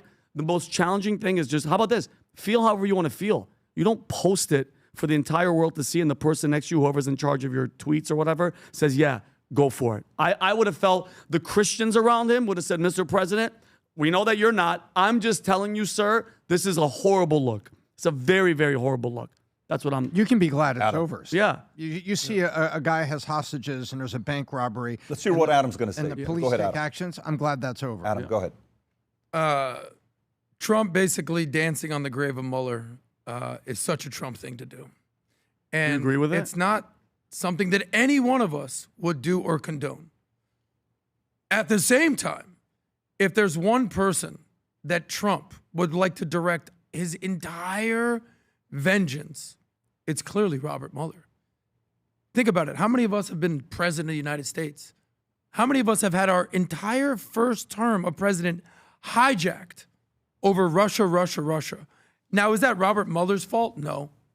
Because there was Jeff Sessions, the Attorney General, he stood down. Then it was Jim Comey, he got fired, and then it was Rod Rosenstein. But at the end of the day, Trump is directing all his energy and vengeance and cold-blooded and ruthlessness at this one person. Now, is that right? Obviously, none of us have been in that position. But something tells me that Trump knows exactly what he's doing. And I wish that Trump didn't do stuff like this. But if you're the president of the United States, and this guy is basically the personification of bringing you down, I understand where Trump is coming from. I actually see both sides of this. But here's my thing, Adam. Here's the thing. If you hate all these people so much and you have that much animosity, why isn't Kash Patel, why isn't the Department of Justice going after every single one of them? We all know what Obama did. We all know they spied on you. We have all the facts. You have everything. A month ago, didn't he say, oh, the auto pen, I'm undoing all the auto pen. So where are the investigations? What's Kash Patel doing? What is he actually doing besides going to UFC fights and hanging out with people or going to hockey games? That is a very simplistic way to put everything. No. It's not simplistic. It's this. Ready for this? That's like you go to a hockey game and I'm like, what does Vinny do? No. You went to one game, guy. But here's my thing. Yeah, in a different country during a time of mayhem. Here's the thing.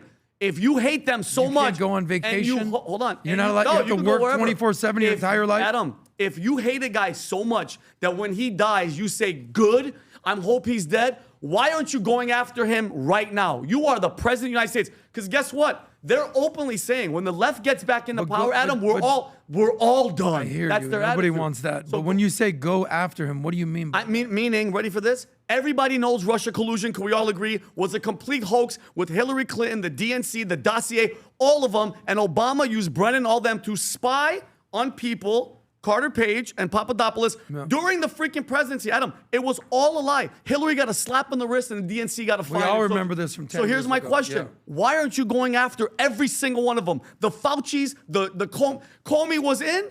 They dropped the thing. They dropped the freaking the suit on him, and then what the hell's going on? What makes you think that they haven't taken any action on this? Well, because none of them have been arrested. Well, that Adam. doesn't mean that Comey they was haven't indicted. By the way, I will tell you, it's a good argument as well, good point. Because, one of the things they voted for was Cash. Cash has not lived up to expectations. He was one of the guys that a lot of MAGA community was super stoked about, going after a lot of guys. He didn't do it. Why? Nobody knows. By the way, here's the other part that I will tell you. Is a part of it why he didn't Trump's orders? You think Cash is not going to do what Trump tells him to do? Right. You don't think Trump is saying, Cash, hang on to it. I'll tell you when to use it when we need it. Hang on to it. I'll tell you when to use it when we need it. Hang on to it. Because you know how this thing works? Like when you're running a business, and like let's just say you're running a sales organization, you'll have a lot of contests you'll run. And let's just say you have 5 types of contests. Tom knows this. And one contest is a, small 2-week or 1 week, boom, go. It's going to be good. One contest is good for a month. One contest is good for 90 days. One contest is good for a year. And one contest is good for 2 to 5 years, okay, that you're running. And so you will sit there in the sales organization and you'll hang on to say, Tikra, not right now. Not right now. Go, okay? Not right now. Not right now. Hang on to it. Go. Maybe he has these stories and he's just waiting because he looks at the calendar. When do you think Trump knew he was going to tweet at 7:10 saying the fact that they had good talks and he's extending it 5 days? At what point do you think Trump knew that tweet was coming out? Yesterday. Seriously, prior to that. When do you Maybe think? Saturday. Okay, I agree. Yeah, but yeah. by the way, I actually agree that it was the moment he tweeted the first tweet. Yeah, I think so too. Do you understand what I'm saying? I agree that it was the first tweet. And he's like, in 36 hours, here's what I'm going to be saying. Boom, boom, boom, it goes out. You don't think Trump's thinking about that? So Trump's a calendar guy. And he's trying to fill stories in, like, you don't think he looks at it like, as a husband and wife, you sit there, your calendar, and give everything out for the, okay, this is the birthday, this is the anniversary, this is the wedding, this is that. Which wedding can we go to? Out of these 40 weddings we're invited, we'll go to these 2, and we can go here, and we can go there, okay? And then we take the family here, we'll take the personal thing here, we'll do this here. He's looking at the calendar saying, that announcement's going to be made right before midterms. This has got to be done right before World Cup because we got to be good. We can kickstart it back up the moment World Cup is done on July 21st on Monday morning. I'm going to tweet this out. You don't think he looks at that? I think he looks at that. So, yes, I think the people that are with you on Cash being a disappointment, if nothing happens at the end of his reign, nothing takes place, possibly the most disappointing FBI director that we had so much hope for. But be patient for the calendar to see what's coming out. If he drops, I guarantee you, my opinion, anything Cash is doing is based on the orders of Trump. It's not the other way around. Anything he's doing. Tom, do you agree? Anything he's doing is on the orders of Trump that Trump's going to say, not right now, not right now, not right now. What do you think? I absolutely with Cash because the FBI is big. Could Department of Energy or, the Interior, they have a program going on or something? That won't matter. Yeah, for sure. You know what I mean? They have something going on, yeah. But Cash Patel, no. With what's going on with Pam Bondi and now Cash, I think anything that Cash is positioning on, he's not out there as a lone wolf. I agree. Okay, all right. Essentially, what you're saying is that Cash has overpromised and underdelivered, and we'll see what happens with that. But one thing you cannot accuse Trump of is overpromising and underdelivering. He's, promises made, promises kept. The question of Cash still remains to be seen. Yeah, we will see. We will see. But so far, underwhelming is an understatement. An understatement. And no one's really interviewed him properly. Everyone that's interviewed him since he's been in has been soft.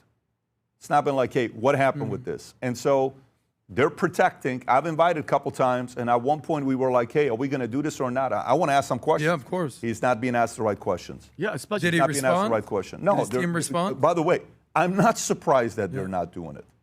But if he wants to gain a little bit of that, by the way, certain jobs you have, your role is to take a lot of whooping for the leader of the company.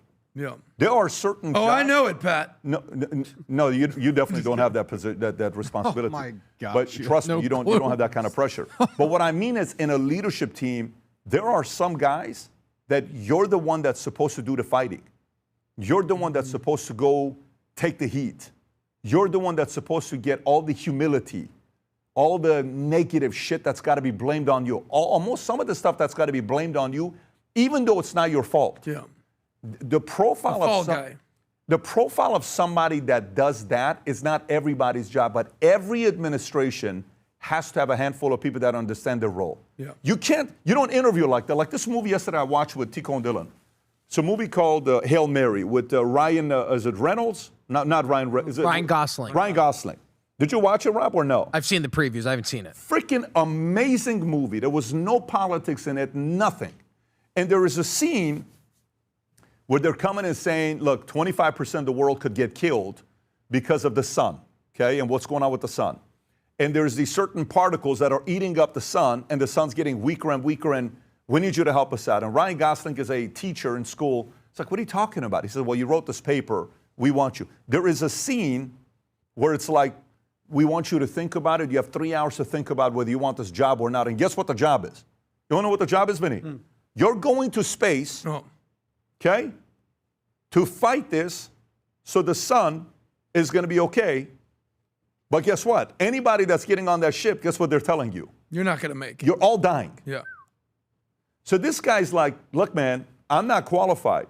He says, look, we are counting on it. We think you can do it.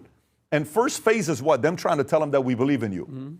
And then eventually gets to a point where it's like, can I think about it? You have 3 hours. For 3 hours, he's walking around, and they come back and he says, I made up my mind. I'm not going. And they're like, well, you're going. Too bad you're going, guy. Exactly. What are you talking about? You're going. So they give him a, he's running away. They catch him. They put the shot in him. And guess what? You're going up there. Oh, they send him and against he wakes his will. up. He's in the, it's like, it's too late. We believe you're it. What's the point? Sorry, buddy. Yeah. But by the way, that was a big debate on the drive back. Is that the right thing? One son is saying, oh, you should do it for America. And the other is saying, no, we should have the last decision. And it was a great debate in the car. At the level of the White House, dude, your job is to save the flippin' free world. Yeah. Guess what jobs you're taking? Anything and everything. So maybe FBI Director Kash Patel's the fall guy. I don't know. Yeah. Maybe he is. Maybe he's the like punching bag. Maybe he's the guy that's got to take a lot of the shots. I don't know.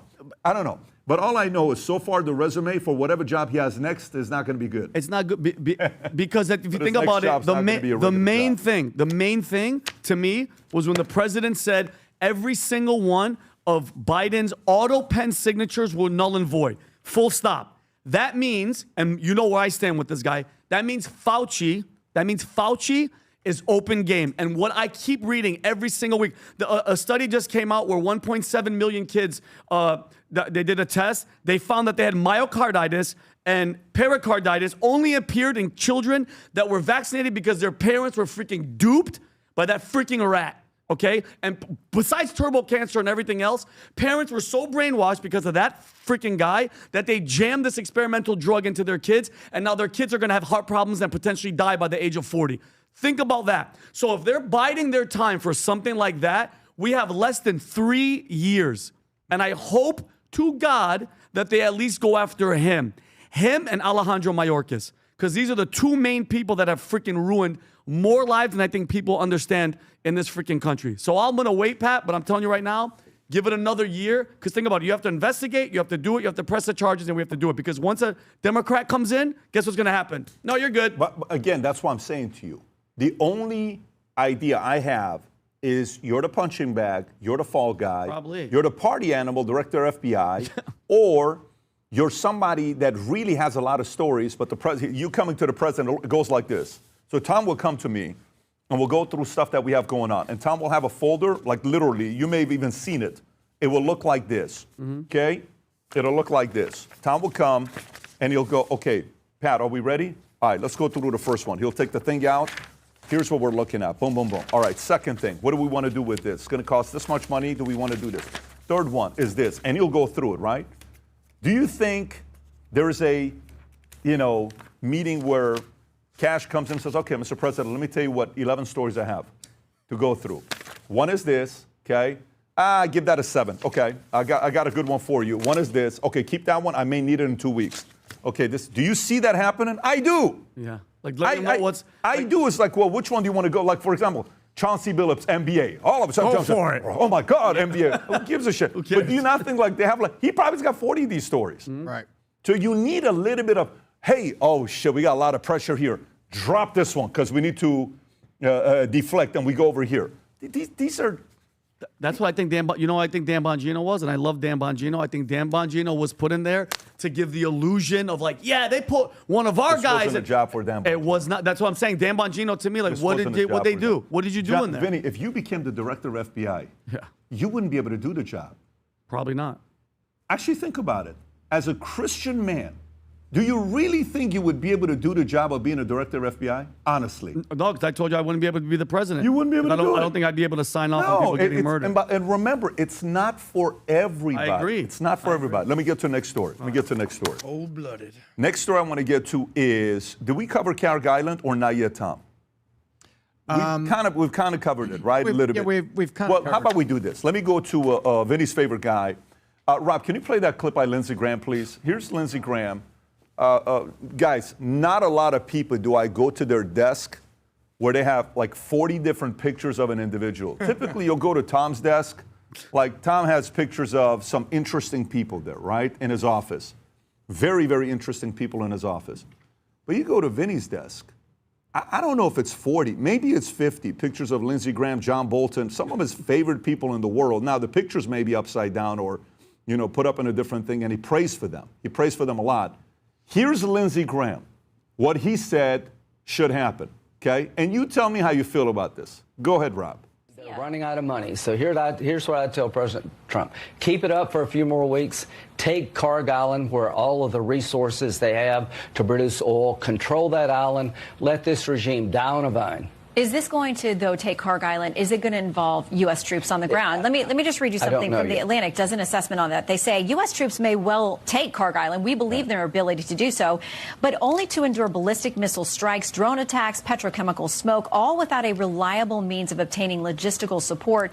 The result could be a grinding war of attrition. They talk about how far away they would be from resupply. I'm sort of tired of all this armchair quarterbacking. This has been an amazing military operation. God bless the fallen. But it's a difference when we talk about troops on the ground. I trust the Marines, not that guy. I trust DOD. We got 2 Marine expeditionary units sailing to this island. We did Iwo Jima. We can do this. The Marines, my money is always on the Marines. I don't know if you take the island or you blockade the island, but I know this. The day we control that island, this regime, this terrorist regime, has been weakened. It will die on a vine. And here's what I want to do. I want to get with Chris. I want to sprint to peace. As the war winds down, I want peace to ramp up. The reason we don't have Saudi Arabia and Israel making peace is October the 7th, 2023. Iran, through Hamas, attacked Israel, stopping normalization. I want to take up and complete what Biden started. As soon as we get Iran defanged so they can never do another October 7th, I want to start up peace talks between Saudi and Israel this year. I want a peace deal between Saudi and Israel, normalizing, ending the Arab-Israeli conflict. I mean, if tell me he is not the biggest bloodthirsty cheerleader right now. Just FYI for people, in the Battle of Iwo Jima, Tom, do you know how many Marines we lost? 6,000 approximately? 6,800 Marines. Almost 7,000. Almost 7,000 Marines, and over 20,000 were injured. By the way, when you talk about this is the problem, Pat, with everything that's happening with the war and Israel and this and that, these are the type of people that they should just tell as an administration, shut up. Like what I said about when Israel, with Israel, not Israel, just Rabbi Shmuley, he should never speak about anything about Israel. It turns people off and it makes people hate you. Okay, this is the same guy. I'm with you on that. I condone that. He's the worst. By the way, Lindsey Graham's the same guy that said, I'm going to go back to South Carolina and I'm asking them to send their sons and daughters to the Middle East. Of course, because it's not his kids, okay? And when talking about Gaza, he said, and I quote, just flatten it. We flattened Berlin, we flattened Tokyo, we flattened Germany, we flattened Japan. That tells you everything you need to know about this guy, okay? He has no kids. He's pleading for everybody else's sons and daughters to go out there to die. And I think that's when people need to stop and think, okay? And by the way, Brad, you know he bragged. There's a video, Rob. He bragged. He's like, I go to Israel every 2 weeks. I'm there every 2 weeks, whether I need to be or not. And the Wall Street Journal had a report that came out that said he was in the president's ear for weeks, and this is how he knows how to work Trump. He was talking about legacy and how Roosevelt was remembered, okay? You have to think about that. And then he was coaching, apparently, in this article on BB on how to speak to the president about pushing this type of stuff. I do not like Lindsey Graham as one of these war-hungry war hawks, and I don't like the fact that he's that close. He's on Air Force One, whispering in the president's ear, always pushing and pushing and pushing and pushing. He has no children, okay? If anybody is going to die, it's not going to be yours. None of your blood is going to be spilled out there, and I'm disgusted with Lindsey Graham, Pat. I don't like this guy at all. I listened very closely to what he was saying. I agree with you. I don't want boots on the ground. He does. Iran is not Venezuela. They weren't going to get in and out, but I wanted in and out as much as possible. And I'm not happy about this additional $200 billion. I'm not happy about where it is, but we got to finish it, and we can't make a reverse extraction here and have it be ham-handed. Lindsey Graham was talking about, I was listening to it because he gets the security briefings. Did you hear what he said? 2 Marine Corps Expeditionary Forces. He says, I'll tell you where they are. The 31st Marine Corps Expeditionary Force is on the USS Tripoli. The 11th Marine Corps Expeditionary Force is on the USS Boxer that left San Diego last week and is halfway to the theater of operations. And I believe that this deadline that got extended gives time for the Tripoli to get in position to go, and it gets position for the Boxer to be just days behind it. Now then, that clip that they were showing on there on the news, what it was written there, they were saying you can't do this, and you don't have support, and you won't have this. You know why that's wrong? Because that's exactly what the Tripoli is going to do. It's exactly what it's supposed to do, and that's not what I want. I really don't want it. I want them to be able to back off. Will the presence of the Tripoli make it so that they'll be like, okay, if they take Kharg Island, it cuts off all of our money. This is really, really bad. Adam. But I'm not with Lindsey Graham. I don't mind it. Really? Why don't I not mind it? Because it's not just him saying this. There's other Iran hawks who understand what it's like to be Iran.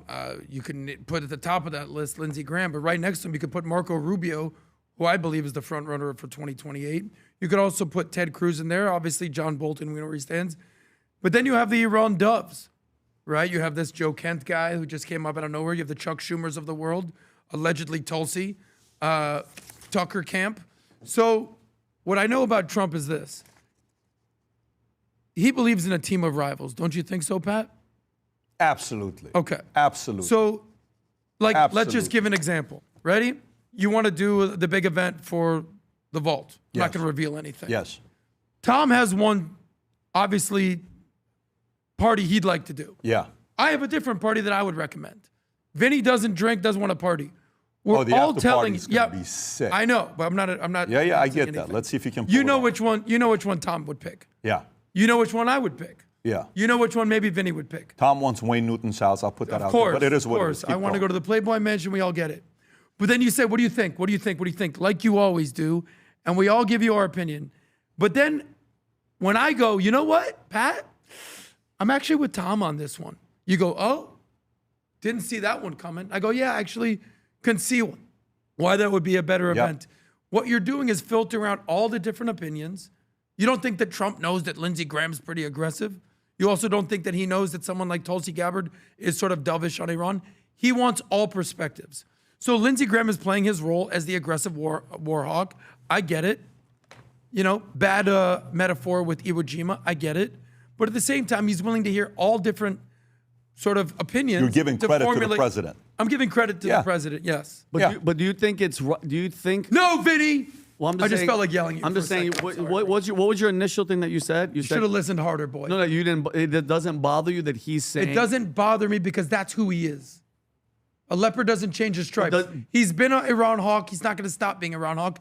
And now that we have our foot on their neck, you think he's going to be soft on Iran? No, but does it bother you that this guy brags about going to Israel all the time? It talks to another leader of another country of how to persuade our president, tries to persuade our president by saying, hey, what would Roosevelt do? And then now he's saying, hey, boots on the ground, send the troops, and guess what? I pray for the fallen, but Adam, do you think he gives a damn if we lose 10,000 American soldiers because I would like to think that a sitting senator would mind if we lost 10,000 soldiers. Look at me. I don't think he cares. Well, that's your opinion. I don't care. By the way, the people of South Carolina that know him for the last 30 years he's been in Congress will probably have a different say on that. Oh, he's asking South Carolinians to send their sons and daughters. That's what. You want to talk about? But why do they keep voting for him? They know him a little bit better than us. Well, I don't know when's the I think we're being a little hyperbolic. Well, let me ask you a question, though. Okay. Like, do you think he's America first or Israel first? Honestly. What? Lindsey Graham. Okay, Vinny, do me a favor. Yeah, I'm just asking you. Lindsey Graham is an American senator. Okay. Tell me what that even means. What do you mean? Why would Lindsey Graham be Israel first? He loves. No, genuinely explain that to me. I'm not being an ass. Adam, he flies there every 2 weeks, whether he has to or not. He's pushing for wars. He's very, very pro-Israel. I hear more about Israel than in regard to him than America. You remember the hurricane that happened? There was a hurricane. I forgot the name of it, Pat. Do you remember what he said? He came on camera and he was like, hey, I know that we lost like 49 people. Rob, do you have that clip? Yep. Look, this is 49 Americans just died. Look at what Lindsey Graham says. You know, I've been going all over South Carolina like most people. I hadn't slept much. But look what's going on in Israel. Our friends in Israel are surrounded by people that want to kill them, destroy them, a second Holocaust in the making. And Biden says be proportional. This is during a United States hurricane that just happened. He goes, hey, I know you're going to stop it, Rob. Americans are dead, but Israel's right now. Come on, bro. Okay. Come on. So, let me just say this. If the people of South Carolina felt the way that you felt, they would have voted him out 10 times over. Why do they keep voting for him? When's the last Maybe vote? they know him. When's the last time you voted? It's every 4 years, Vinny. Okay, so guess what? Sorry, senators every 6 years? Anyway, the next question is, what does that even mean, Israel first or America first? He's born and raised in America. He's American. You can be two things at once. Who do you love more, your mom or your brother? I love them equally. Bingo! Yeah. So you can do a couple different things at once. Pat, who do you love more, the people of America or the people of Iran? You love them both. The point is, no, it doesn't have to be one or the other. Am I America first or am I Israel first? America to me is like my mom, and Israel is like my grandma. If I had to choose, I'm going to pick my mom, but that doesn't mean I don't love my grandma. This whole, elementary, are you America first or are you America first or Israel first?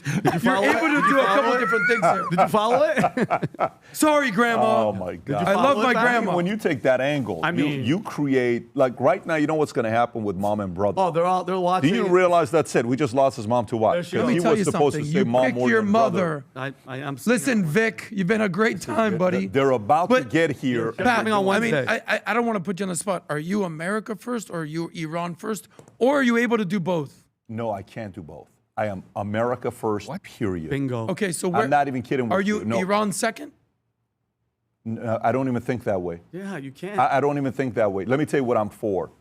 I've never answered this question, but I will comfortably say nothing is above America, and it's not even close. I agree with you. When I tell you it's not even close, it's not even close. Now, there's 4 places that have a place in my heart. I'm Armenian. My mother's Armenian, okay? She's officially in Florida, which is very exciting. Oh, welcome. Finally, she moved here. She's in Florida. We're happy to have her here. It was great going and seeing her the other day, and they landed at 2 a.m. in the morning. It's the first time where everybody is now officially within a half-a-mile radius. We've never had this in our entire life. Wow. The last time the entire family lived within a half a mile of each other was 1989 when we lived in the same house in Iran. This has never happened. So it has happened like this for a while. So Armenian, Assyrian, my dad. I'm a very proud son of Gabriel Ben David. I admire him. I love him. I want to make sure. So I have a very close pride in the Assyrian community. I was born and raised in Iran, and the Iranian people are some of the most incredible people in the world. I love them. They're fantastic. But the greatest country in the world that gave me the greatest gifts I have is America, period. And it ain't even close. When I tell you it ain't even close, it ain't even close. Now, this doesn't mean anything with Lindsey Graham and your breakdown the way when you went through it. I don't know if I subscribe to that. I don't subscribe to that. To me, it's very different. But the part that you made a very good point, Adam, is the following. This is what I love about it. You know how hard it is to lead a team of rivals. You know how hard it is to lead a team of rivals. And knowing what people are going to say, Tom, and who they're going to be siding with and where they're going to be at, It is so hard to do that. So hard to do that, to lead a team of rivals. And that's what he's doing. But I want to get to the next story here. Folks, if you're traveling and you're at the airport, things are not looking good. Rob, if you want to play some of these clips, we got a couple clips to go through. So TSA, I don't know how many videos I saw. Vinny, did you see some of these videos? I know you retweeted Atlanta, one of them. Georgia. Are you kidding me? You look at these videos and it almost doesn't look real. They're walking I saw one, the guy's walking all the way down.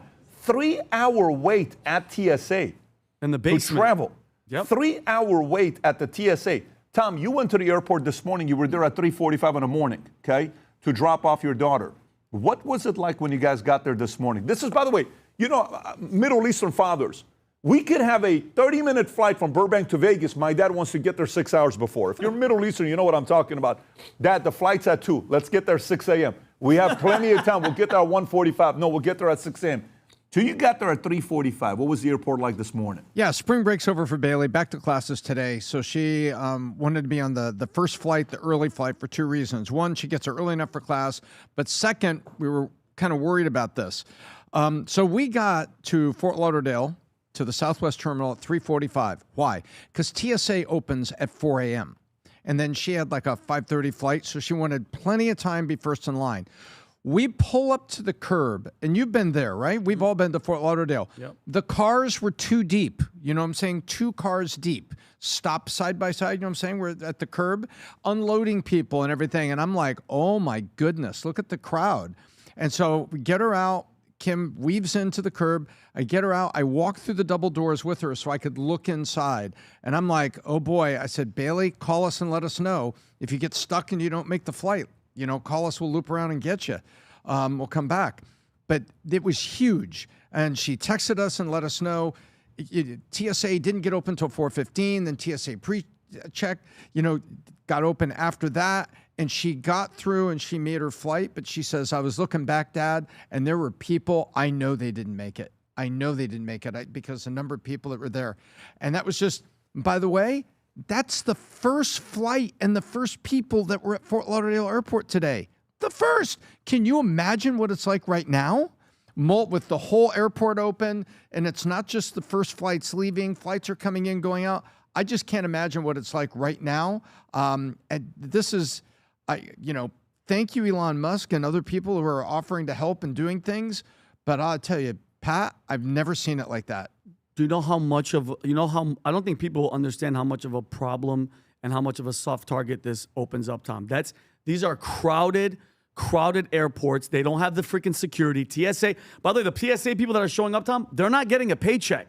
They're coming just because of the goodness of their freaking hearts. And I want everybody to understand this. Everybody, wherever you are listening to this, take a second and understand this is what happens when Democrats care more about power than your life and this country. Okay, we keep talking about America and America first. They don't give a damn, okay? They don't want to approve the Save America Act. You know why? Because it's going to help illegals vote. They need these illegals to vote in elections to keep the power, full stop, okay?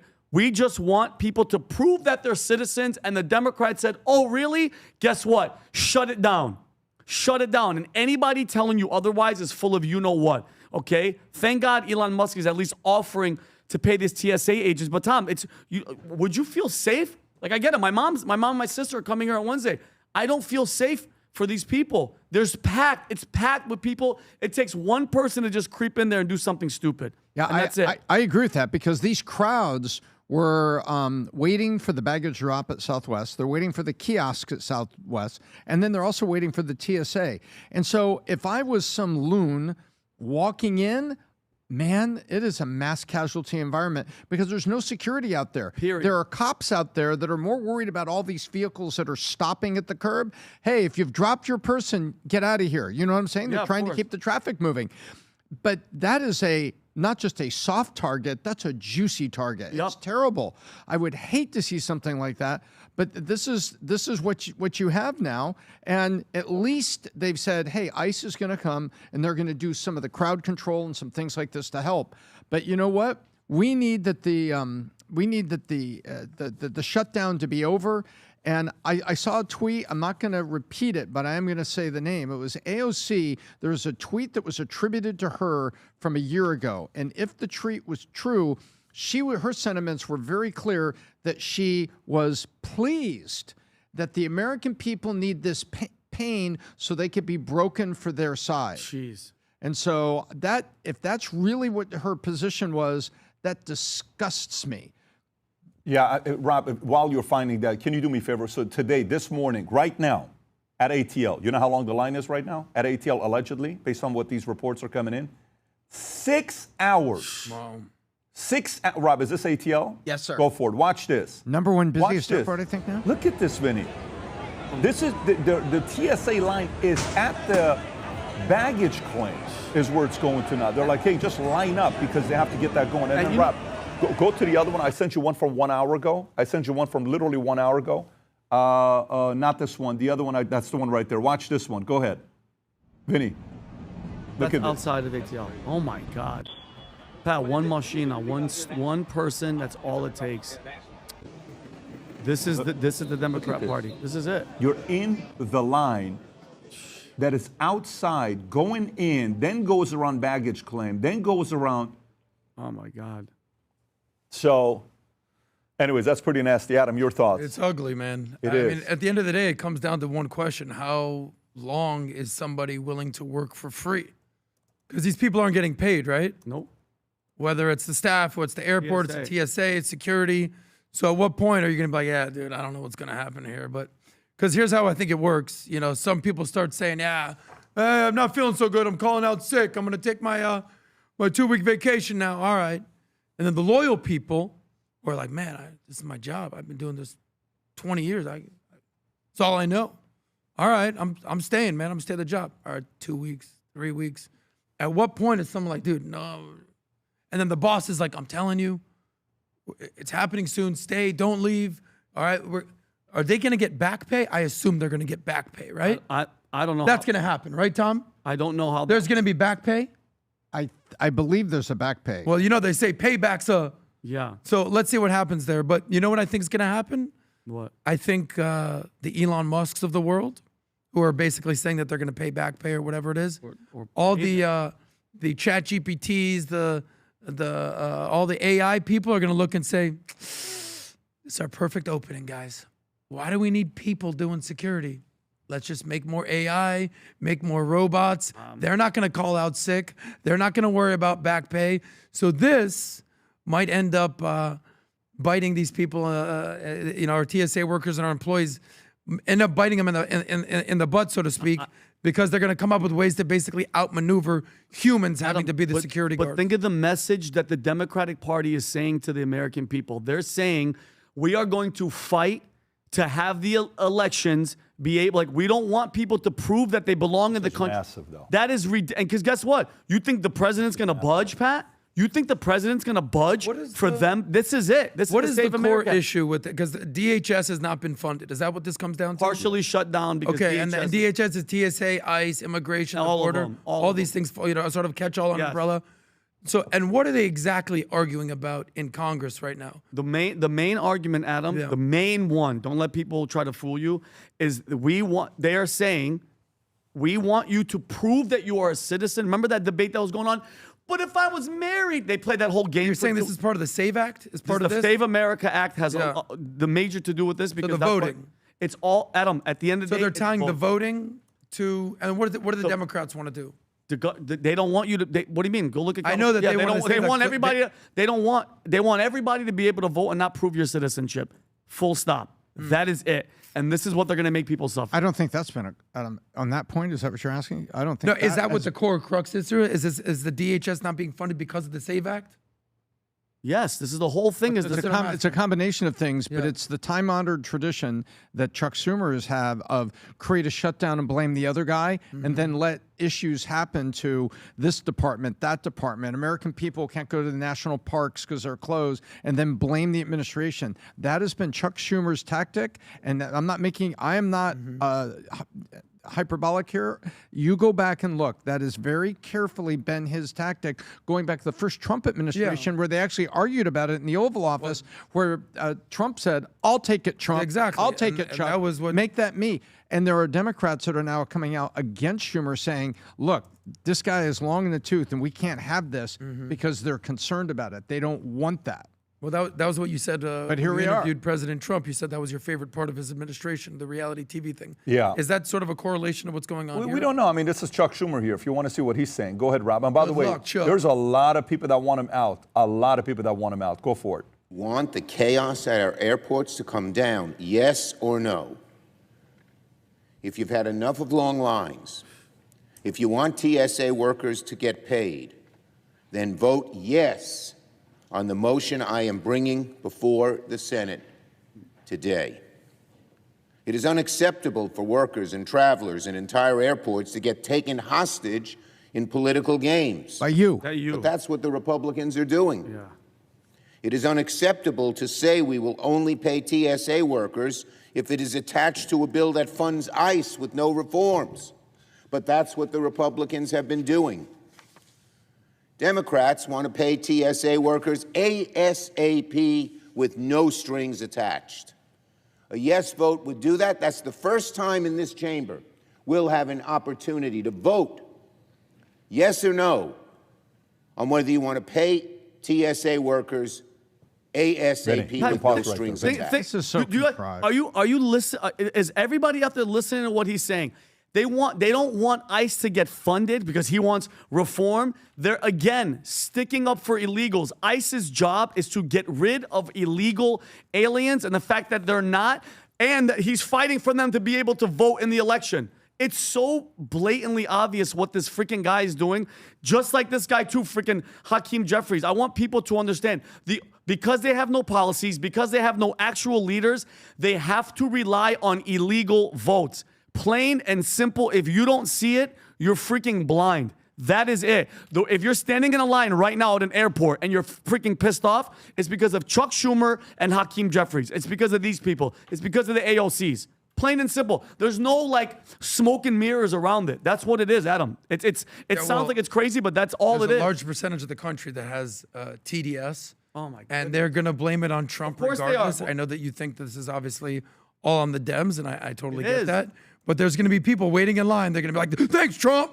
No, it's not. Because half these people don't even know who Chuck Schumer is. Yeah, well, it's not Trump because Trump's not going to. But they're going to think that. Yeah, but the core of the argument is correct. If you don't have a platform that you can sell, and this is a point that Pat's made many times, if you don't have a platform that you can sell to the voters, yes, so that and the Dems don't, they're not buying what you're selling, then you need mob rule and more mob just to blindly vote. Unbelievable. So if you can't sell the independents that are there, then you just need a bigger mob on the other side to blindly vote. And that's what illegal immigration does.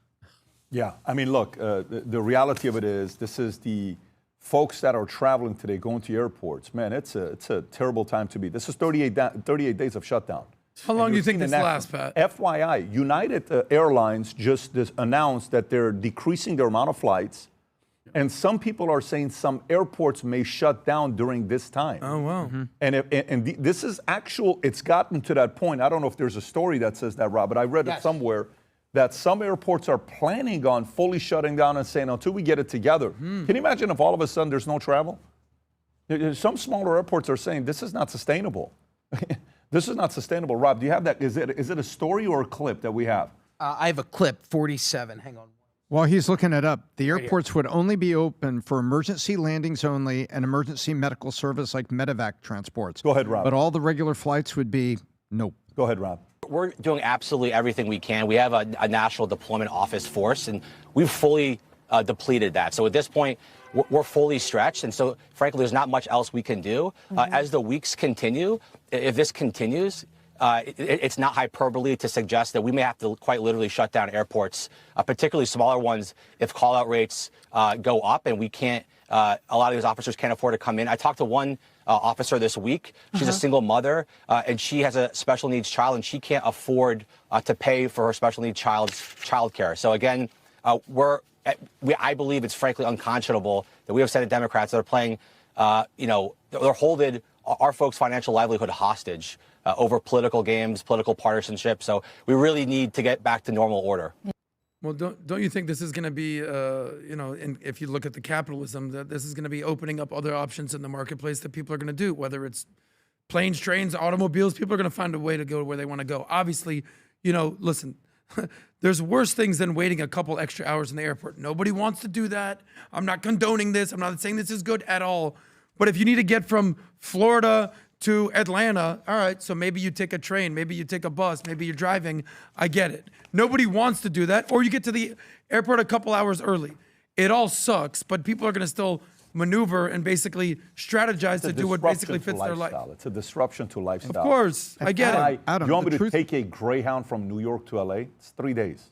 I get it. 2.5 days. No, that's nobody wants to do that. But in those instances, you're going to fly and you're going to go to the airport 3 hours earlier. But Adam, if you're it's taking a flight from Miami to Orlando, maybe you just drive or take the It's not the train. a long line at TSA. People are missing flights. They're getting all the way up there and they miss the flight. They've paid money for that. They got to get back to school. They have a business trip. They're a salesperson. They have to go see, an account.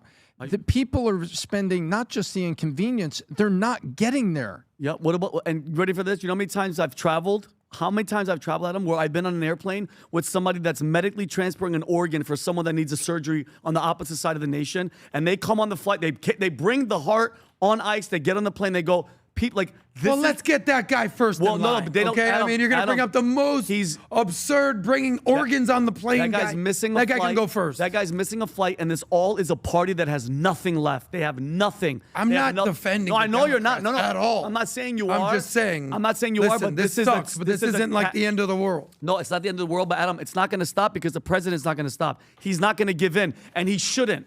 But this is again. I want everybody to understand who the hell is doing it. It's your freaking beloved Democratic Party. They'd rather burn it all down. Adam, they'd rather burn it all down than take away the votes from an illegal alien. I'm with you Period. on that. I'm with you on that, Capitan. Okay. All right. Let's go to the next story. Story I want to go to, Rob, is Massachusetts loses billions in income taxes after the millionaire tax. So it's page 20. I don't know if you got a clip on it. I do think not. You do. So let me go to There should be a chart with it, right? Yeah, there should be, Rob, if you want to pull that up. Residents exiting Massachusetts took a net of $4.2 billion in adjusted gross income with them in 2023, one of the largest totals in the country. After tax on millionaires took effect, the amount was an 8% year-over-year increase, according to Internal Revenue Service IRS data, that even as the total number of taxpayers leaving the state slowed, this was the first year that residents were subject to a 4% surtax on incomes over $1 million. After voters approved the levy in 2022 to fund schools and transportation, several Democrats-led states that have since approved or are also considering similar tax on top earners, partly as a way to make up or for federal funding. What a ridiculous plan that they have here. Supporters of the Massachusetts measure hail the more than $6 billion in revenue it's brought to the state's coffers. Critics warn that it's driving away entrepreneurs, even if Massachusetts lacks the high-profile departure seen in California, which is weighing a wealth tax, or Washington, which enacted a millionaire tax earlier this month. This is from Bloomberg. Tom. So look at this chart. And is chart up for the viewers, Rob? Yep. Okay. So you see what happened. Pat, look at this. 2020, 21, 22. That's COVID. The first big year after COVID where everything was returning with the big, bounce in the stock market was 2023. We all learned how to pronounce NVIDIA in 2023. All the people that didn't already know about it. And there's the first year of the millionaire. By the way, do you notice what Massachusetts has refused to do? They won't report 2024. It's worse. It's worse. Bloomberg only has the data by 2023. We're waiting for Massachusetts to actually talk about 2024. It's even worse. And this goes to show you can only tax other people's money while those other people still have money, or they still live in your state and you can take their money. And Massachusetts is seeing that. This is a case study. Just like Greece was a case study in what happens, this goes back 17 years ago, the austerity programs, remember that, Pat? Where all the people rioted because they were told, you have to retire 3 years later, 4 years later, 5 years later, and you're going to get less benefits when you do. And they said, why? Because we're Greece, we're broke. And then all those austerity riots broke out. People were burning cars and stuff like that. And people didn't want to look at that case study and say, really, could what happened in Greece, could that happen in Italy? Could that happen in Portugal? Could that happen in Spain? Sure, it could. Now, this is the case study. This is what it's going to look like in California. And you know what? You know where these shortfalls are going to come from? They're going to come from the American taxpayer. Because if they get a blue president in place, that blue president is going to tax the rest of us or just run the deficit and send the money back there. Or the states are going to have to issue more bonds. But the question is, who's going to buy those bonds? This is a case study in FAFO. Adam. Wow. I'm just trying to think of the best analogy here because we understand what happens when you tax the rich. They're just going to get the hell out of there. But I mean, look around us. We have all these great people that work in this company, and some people are better than others. You know, when we did the Ritz-Carlton training, Pat, what was it called? You have the 3 different levels. You have the people who are the superstars, the average guys, constantly against virtually everything. So essentially what they're doing in these states, whether it's Massachusetts, whether it's New York, whether it's California, whether it's Washington, all these big blue states, we love the big blue states. They're basically saying to their best, hardest workers, we're going to need you to work harder. We're going to need you to work longer hours, but we're not going to pay you anymore. And then these people are like, all right, man, like I like living here. I like working here, but all right, I'll do it. How long is that going to last? So when they see people making the exact same amount of them, average marginal workers, the caves as you call them, constantly against virtually everything, and they're just basically getting in at 9 and leaving at the 4:59 club, where these guys make the exact same amount, are working from 9 to 9. And they're working 12-hour days for the same pay. They're like, dude, I'm your best worker, and this is how you're treating me? You know what, Pat? I'm out of here. And they go find another job at another company, at another state, and now you're left with who? The crappy workers. Because you're pushing the people who work the best and the hardest out of there. And they're saying, I want to be here. I love this company. I love this state. But man, you're making it hard for me. And you know what? Peace. I'm out of here. And that's essentially the analogy. If you look at the Massachusetts thing, there's a thing that's like a what are those traps they would make? You know, they would put booby traps. The bamboo traps in the jungle, and they would booby put traps. the bamboo Spikes underneath. Yep, and then they would put the leaves over it, and you would walk in, you fell in the hole. Well, guess what's happening? Everybody gets to be rich in Massachusetts. Here's how. This year, 10 millionaires were going to text you. Next year, oh, you're just a 5 millionaire? Now you're rich. A couple years later, oh, you're a 1 millionaire? You're rich. Wait till it gets down to say, oh, you inherited your parents' house and you're a 750,000. You're rich. Be careful about these taxes because guess what? Step by step by step by step, everybody who's been responsible, everybody that's built jobs, everybody that's built a company, everybody's built value, those producers all get declared rich and sequential. And it all starts with one thing. It's so unfair for you. Let's tax the rich. And then one day they come for you and they say, no, you're rich. And now I'm here for you. Wait a minute. Yeah, I only made $750,000. Yeah. By the way, Tom, the AGI net flow that we're talking about, I went here to see it. They haven't reported it for any other state in 24 and 25 based on how the IRS reports. So I'm kind of looking at that to see what it is. What is showing when you look at which states are the biggest winners of gaining the most people and losing the most people. Gain, number 1. This is a trend of 24 to 25. Number 1 state with the biggest gains of people moving there is Florida. Really? Florida? Number 2 is Texas. Yep. 3 is Carolina, North. 4 is South Carolina, so both of them are gaining. 5 is Tennessee. Then Arizona. Why they're moving? Lower taxes is number 1. Business-friendly environments, warm climate, housing. Biggest losers of losing people, guess what's number 1? California. Number 2 is New York. 3 is Illinois. What's number 4? Massachusetts. Yeah. That's right. And then it's Jersey. Why they're leaving, high taxes, cost of living, remote work flexibility, regulatory environments. I mean, when you look at this stuff and you realize, listen, bad policies have consequences. And by the way, it gets to this point. So at least when you're a Democrat, Republican, whatever you are, independent, libertarian, guess what area we don't care where you are politically? Sports. You want your team to win, right? I was looking at, you know what I was looking at yesterday, Rob? The dumbest part. I went on ESPN.com and I went on standings. And then when I went on standings, Vinny, I could not believe, just go to NBA first at the top. Yeah, and then go to standings, right there. I'll tell you. And look what I was looking at. Zoom in a little bit. Zoom in. Zoom in. Can you zoom in or it doesn't let you? Okay. Look at this. Go to PPG and opponent PPG. Do you see it? Vinny, do you see? Detroit Pistons are averaging 117 points a game, and their defense is giving up 109. Look at the best defense. Keep going down. You saw 107 is Celtics. Oklahoma's 107 and a half. Keep going down. Keep going down. Keep going down. Keep going down. Do you realize the best defense in the NBA gives up 107 points? What a horrible product. Horrible. What a horrible product it is, right? But if there's one thing that we all agree with, it's what? It's sports. We're like, hey, man, we want to win. Well, guess what? Seahawks GM comes out and says, listen, guys, you know, he's warning Washington's new millionaire tax could hurt free agency recruiting. The guy's like, I want to bring, I get judged based on bringing talent. I'm talking to these talent, and they don't want to come because the new taxes. Imagine his problem. So now somebody could sit down and say, look, the Democrats don't want the Seahawks to win a championship.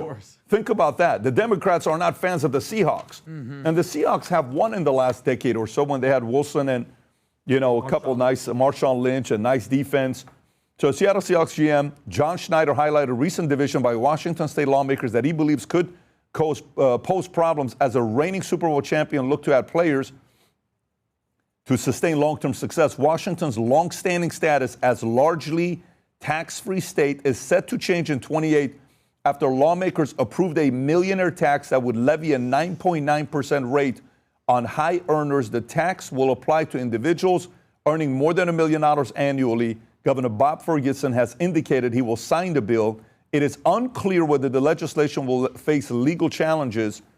Schneider projected the new tax deduction could hinder the Seahawks' ability to recruit and ultimately sign free agents. Schneider suggested that part of the team's pitch to free agents over the year has highlighted Washington's tax exemption. So I'm recruiting you saying, hey, come over here. We have an exemption. We'll come over here. We're one of the states that has an exemption. There was a bunch of agents texting me the other day like, hey, can't use that anymore, buddy, Schneider said. So you know, like agents are saying? Yep. I don't know if you know what he's saying, Tom. The agent's saying, hey, guy, you can't. So he's like, hey, John, why don't you bring Larry here? Yeah. Because we don't have to. He's like, no, you can't use that anymore because it's no longer working. My player doesn't care about going there anymore. They're caring about the fact there's no taxes. Tom, your thoughts on this? So, yes, I looked up on this story. I looked up what is, in baseball, I started with baseball. I said, what is the worst division in baseball for the jock tax? Because remember, it's not just where your home team is, it's where you play the most of your games because you get taxed there. You know what the worst division in baseball for jock tax is? It's not the American League East, where you play in New York and you play in Baltimore and you play in Boston. Seattle teams. It's the National League West. Weird. Because you have to play San Diego, San Francisco, and the Dodgers all in the same. And you have 81 home games if you're a Dodger, Giant, or Padre. Yep. That is. And so everybody was paying attention. Now, full disclosure, everybody knows I'm a Dodger fan. What? But this is part of what the Dodgers salary task force was about.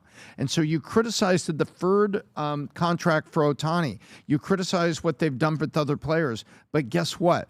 Part of it they were fighting was exactly this issue, but in baseball. How do we get players to be here? How do we win the game for the big free agents when this is literally the highest tax, worst division in baseball to be in for the jock tax? And now, guess what?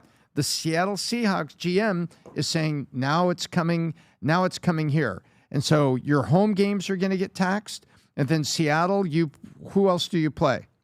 You play San Diego, which is now L.A.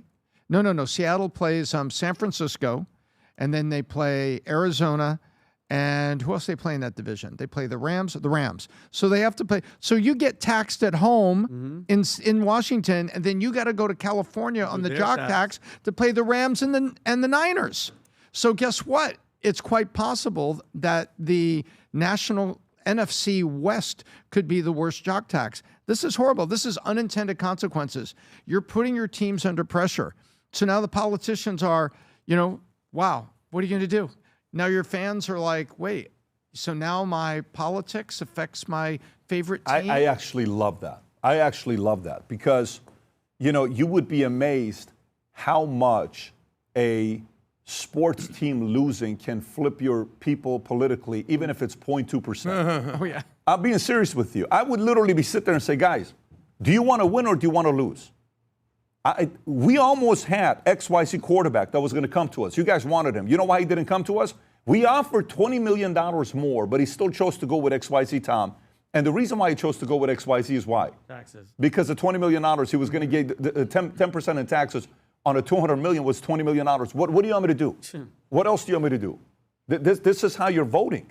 It's not called. I can't do anything about it. What do you want me to do next? So I actually fully get what's going on. And, you know, I get what's going on. I think some of the teams that have no state today, I would be recruiting like you wouldn't believe. You actually have an argument. I would sit down, and I'm sure they do, put down a presentation to say, let's just say you're going to make, in the peak 7 years of your career, put $20 million a year, 7 years is what? $140 million bucks.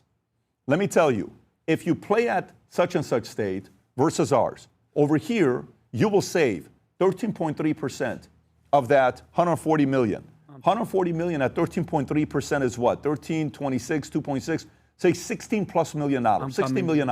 I'm coming to you. And then I say, if you took that $16 million, what is, check this out, what is $16 million at a, give me a conservative rate of return, Tom. Let's just go with current T-bills have been floating at 4. Okay, 16 million at a 4% rate of return over 40 years. What will it look like? You ready? Here's what it will look like. If I put $16 million and then I would go at 6%, then I would go at 8%, then I would go at 10%. If you put $16 million, not 4 years, Rob, you just said what it would do in 4 years, 40 years, okay? At 40 years, you know how much money that is? At only 4%? 77 million bucks. Damn. Rob, can you do me a favor? Take that same question and put it at 6% over 40 years. So I just told you, by you not playing in LA and you playing in Florida, you save 13.3% on your 7-year contract, 140 million bucks, $16 million at 6%. You know what it is in 40 years? Vinny, $165 million you're losing just to play for LA or just to play for New York. But by the way, let's go say you just put it in the stocks. And, you know, the S&P, what has the 10%. S&P done the last 40 years? Can you put up what the S&P has done the last 40 years, Rob? 10%. The last 40 years, what has the S&P done in the last 40 years? And we say, Johnny, take that 16 million. Don't ever look at it again. Let's put it in the S&P. The S&P the last 40 years has done 11.5%. If you would have put that 16%, Vinny, look at the chart, and you would have just put it in the S&P at 11.5% the next 40 years, you would have $1.2 billion. Jeez. So guess what, Johnny? You're not really losing 16 million bucks. You're losing $1.2 billion. Yeah. Do you really want to give up $1.2 billion? I'd be recruiting left and right like this. Yeah. It's pretty ridiculous what some of these things. This is real money we're talking about. Of course. You understand? This real money we're talking about. So I think fans, even fans that just want the better players, the owners have their hands like this. Not because of NFL, not because of the NBA Player Association, not because of collective bargaining agreement, because of your governors, mayors, senators, congressmen, the women that are voting for ways to raise taxes in their states. So I actually understand the pain that these GMs are going through. Adam, your thoughts? Well, you said it, Pat, but sports is a business. So, you know, what do they say in real estate? What's the number one thing in real estate? Location, location, location. When it comes to sports, what's the number one thing? Money, money, money. What's the famous line in Jerry Maguire? Show me the money! Show me the money! Yeah, you know, but what about winning? What about culture? What about your role on the team? You're gonna, yeah, I don't care, bro. Show me the money. Show me the money. What? Come on, man. What about loyalty? What about a hometown discount? Yeah, show me the money, homie. Because what's the average NFL career? 3 years. What's the average NBA career? 4 to 5 years. You got this big of a window to make as much money as possible before you're retired and you're out the league. What's the NFL stand for if you don't play the right way? Not for long. So you better get your money while you can. You better take your talents to South Beach when it's tax-free. Come play for the Miami Heat. And Pat just took the tax savings. Just took the tax savings by signing with another team and put it in there and then let it go. It's just amazing. And by the way, if you're in the NFL, Pat, you want to be in the AFC South and you want to play actually in Nashville. Tennessee. Nashville is Houston. Tennessee Titans. Tennessee Titans should be recruited. How good are they right now? They play Jacksonville and they They're play not very Houston, good. How Texas. good are they right They're now? not very good. They're okay. Oh, no, no, they're coming up. Are they coming up? No, they're not Who's good. They their had Cam quarterback? Ward, who was the #1 pick from Miami. their They're actually quarterback? horrible. Cam Ward from Are Miami. they really? Yeah, they're not good at all. They're not coming up, Tom. Stick to the Dodgers, Tom. Finkel They're the worst is team in the league. Einhorn. Finkel is Einhorn. Einhorn is Finkel. We all know that, Tom. Wow. Laces out. Tennessee's horrible. Yeah. Wow. Yeah, it's saying right now the best contracts is Florida, Texas, Nevada. The middle contract on taxes is Arizona, North Carolina, Georgia. High, Massachusetts, Jersey.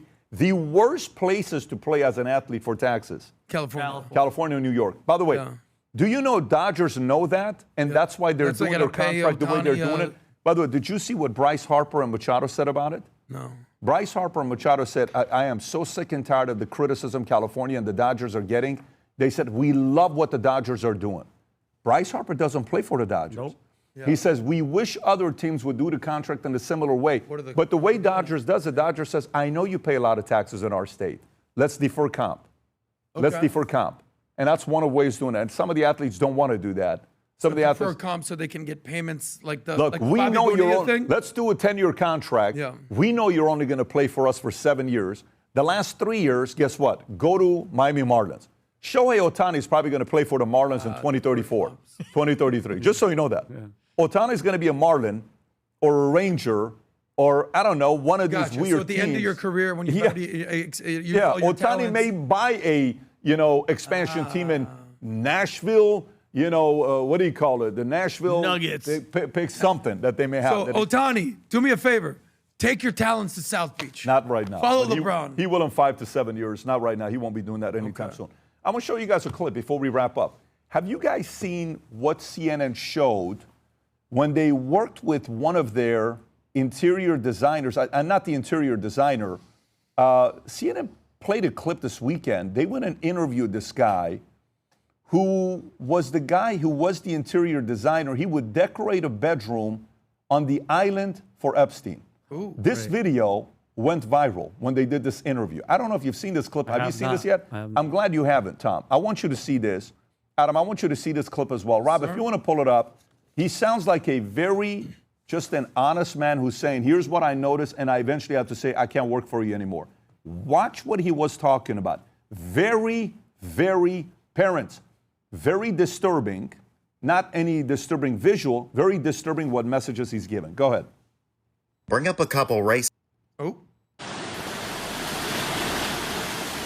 There were bunk beds. And I said to him, oh my God, are you expecting grandchildren? And he said, no, these are for the girls.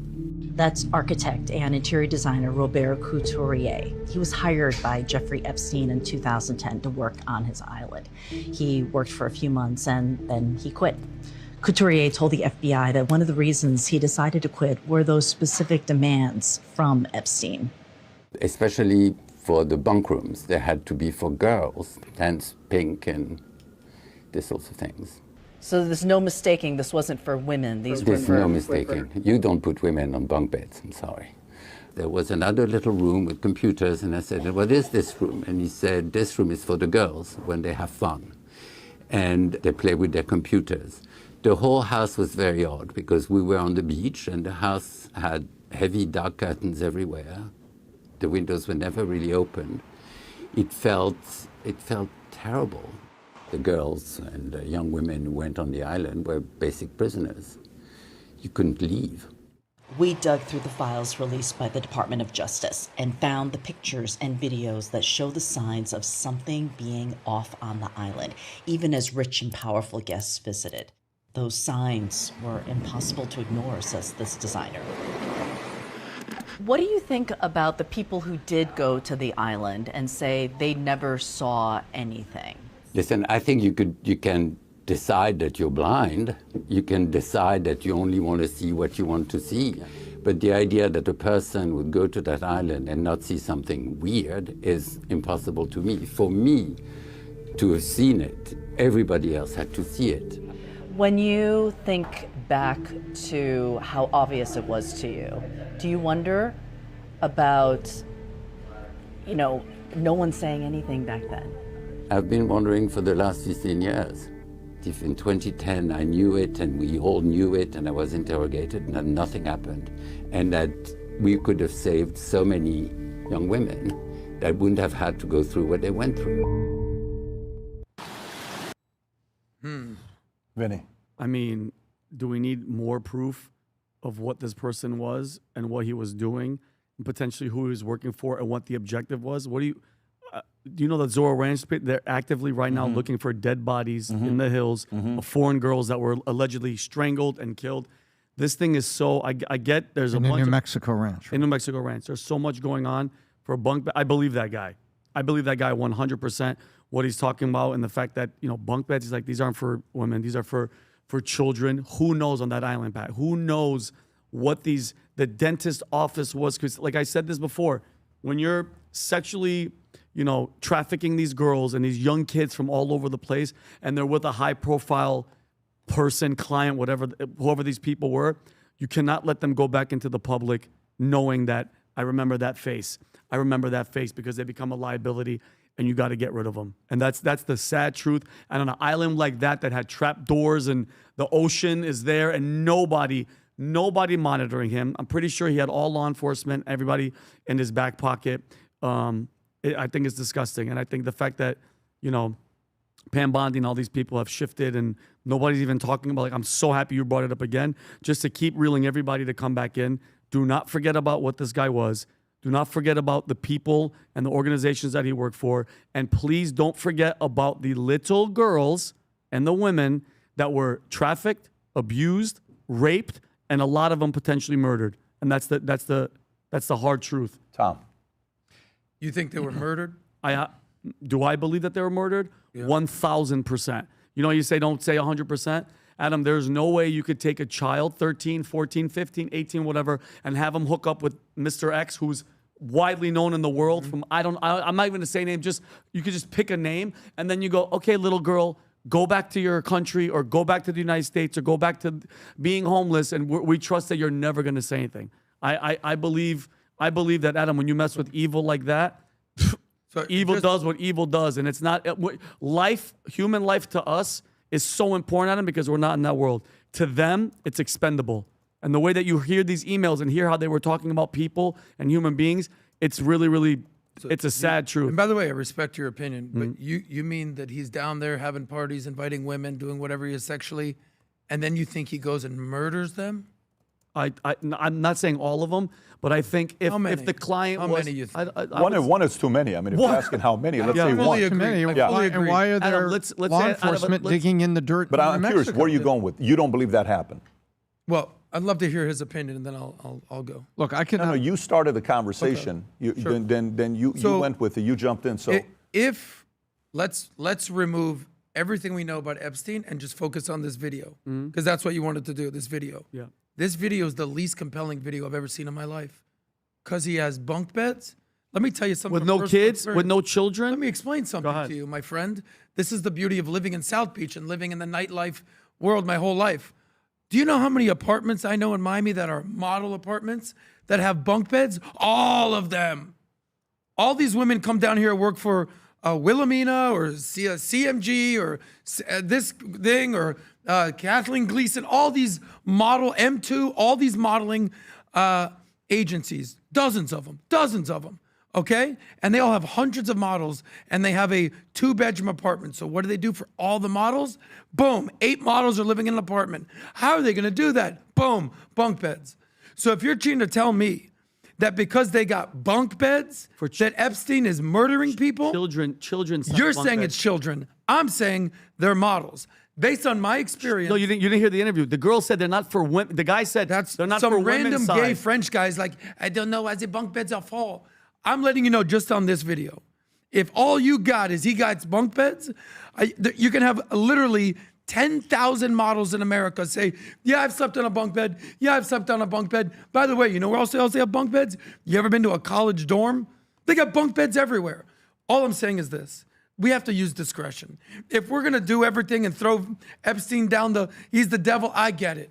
But if your only evidence is like, yeah, there's bunk beds, we're going to have to do a little bit better. I think besides the bunk beds, Adam, and I understand what you're saying, and that in this one video, this isn't, oh my God, this isn't blowing the lid off of everything. But when she's saying little chairs and little computers for kids to be playing, Epstein didn't have any kids. I do understand. I'll play devil's advocate. Yeah. People did fly there. Lutnick or whoever came there with their children, so I could understand that angle of it. But from what we've seen, from the droves of freaking emails and everything that and they're all talking code talk with eating jerky and beef, $20,000 this and pizza that.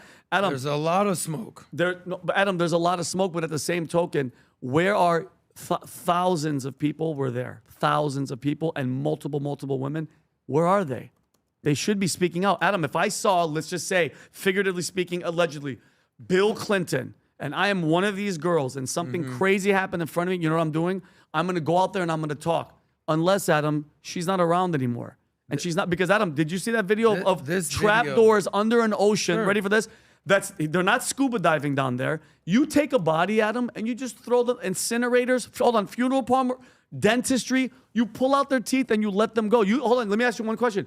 Do you think Jeffrey Epstein, well, what we found out about him, has the power to do something where he's like, okay, listen, this person just hooked up with the freaking high-ranking, prince or something. We got to get rid of her. It's whatever. You don't think he's capable? He was capable of doing something like that? If he's this evil with hooking up with underage girls? Obviously, like Pat said, one murder is one too many. There's a lot of, there's bunk beds, so he's got to be murdering women. There's a trap door that he's got to be murdering. We go to the furthest extreme. Listen, this may be controversial. I think Epstein was a sick pervert who liked 16-year-old girls. That's my thing. That's it? That's what I think he was doing. You don't think And then I think he was using these 16-year-old girls and entrapping men, maybe blackmailing them. Okay. But there's no evidence that he's some weirdo who's going into baby cribs and doing stuff like that. The whole thing that he had with the massages, paying these high school girls $200. By the way, these girls are complicit. They're recruiting other girls. Because what I'm saying is, yes, he's a scumbag. Yes, he's a piece of crap. But just because he has bunk beds doesn't mean he's murdering women. Tom. We need to have a little discretion here. Tom. Adam, I have a lot. I disagree with that take. But About bunk beds? No, about what you just said. About bunk beds? Just everything. I just think that's a really rough take. This guy is not a random French guy. This guy is a well-known architect that worked for CNN who was hired under So now we trust CNN. contract. Go on. Let him finish. Okay, go. Let him go through. Keep going, Tom. Why are you Tom, keep what are you going. defending? I'm not defending. I'm trying to find Let the him truth go here. through, Go ahead. and then Go you've ahead. been So, talking. Go ahead. And it's, you know what? I could not be more disgusted with what the story of Epstein. I could not be more disgusted. The documents that were withheld, but now we see them. The photographs that we never saw, but now we see them. And all the things that just says it's exactly what it was. And it's not that the girls were complicit. I don't think an underage girl that was groomed and recruited is complicit. That's what grooming and the crimes that go on there of recruitment, and that's why we have these crimes. That's why we have statutory laws to protect, our young children. I could not be more disgusted with the entire story of Epstein and more disgusted day by day. I get more angry, and I was getting angry inside watching this clip when he said 2 words, 16 years.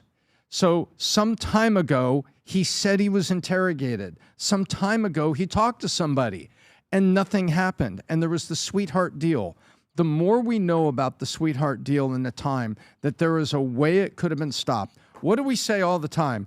Oh, this young troubled man, young boy, say 17-year-old troubled boy, he got his dad's gun and he went to school and he did this. Why couldn't we have stopped it? Why didn't somebody speak up? We always play armchair quarterback, and we want the Second Amendment laws, and we want to seize people's guns. We want to do all that. But on this, we did have a chance to stop it.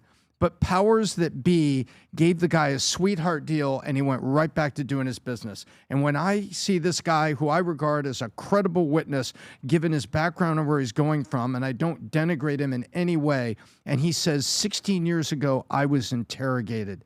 It's all part of we had a chance to stop it.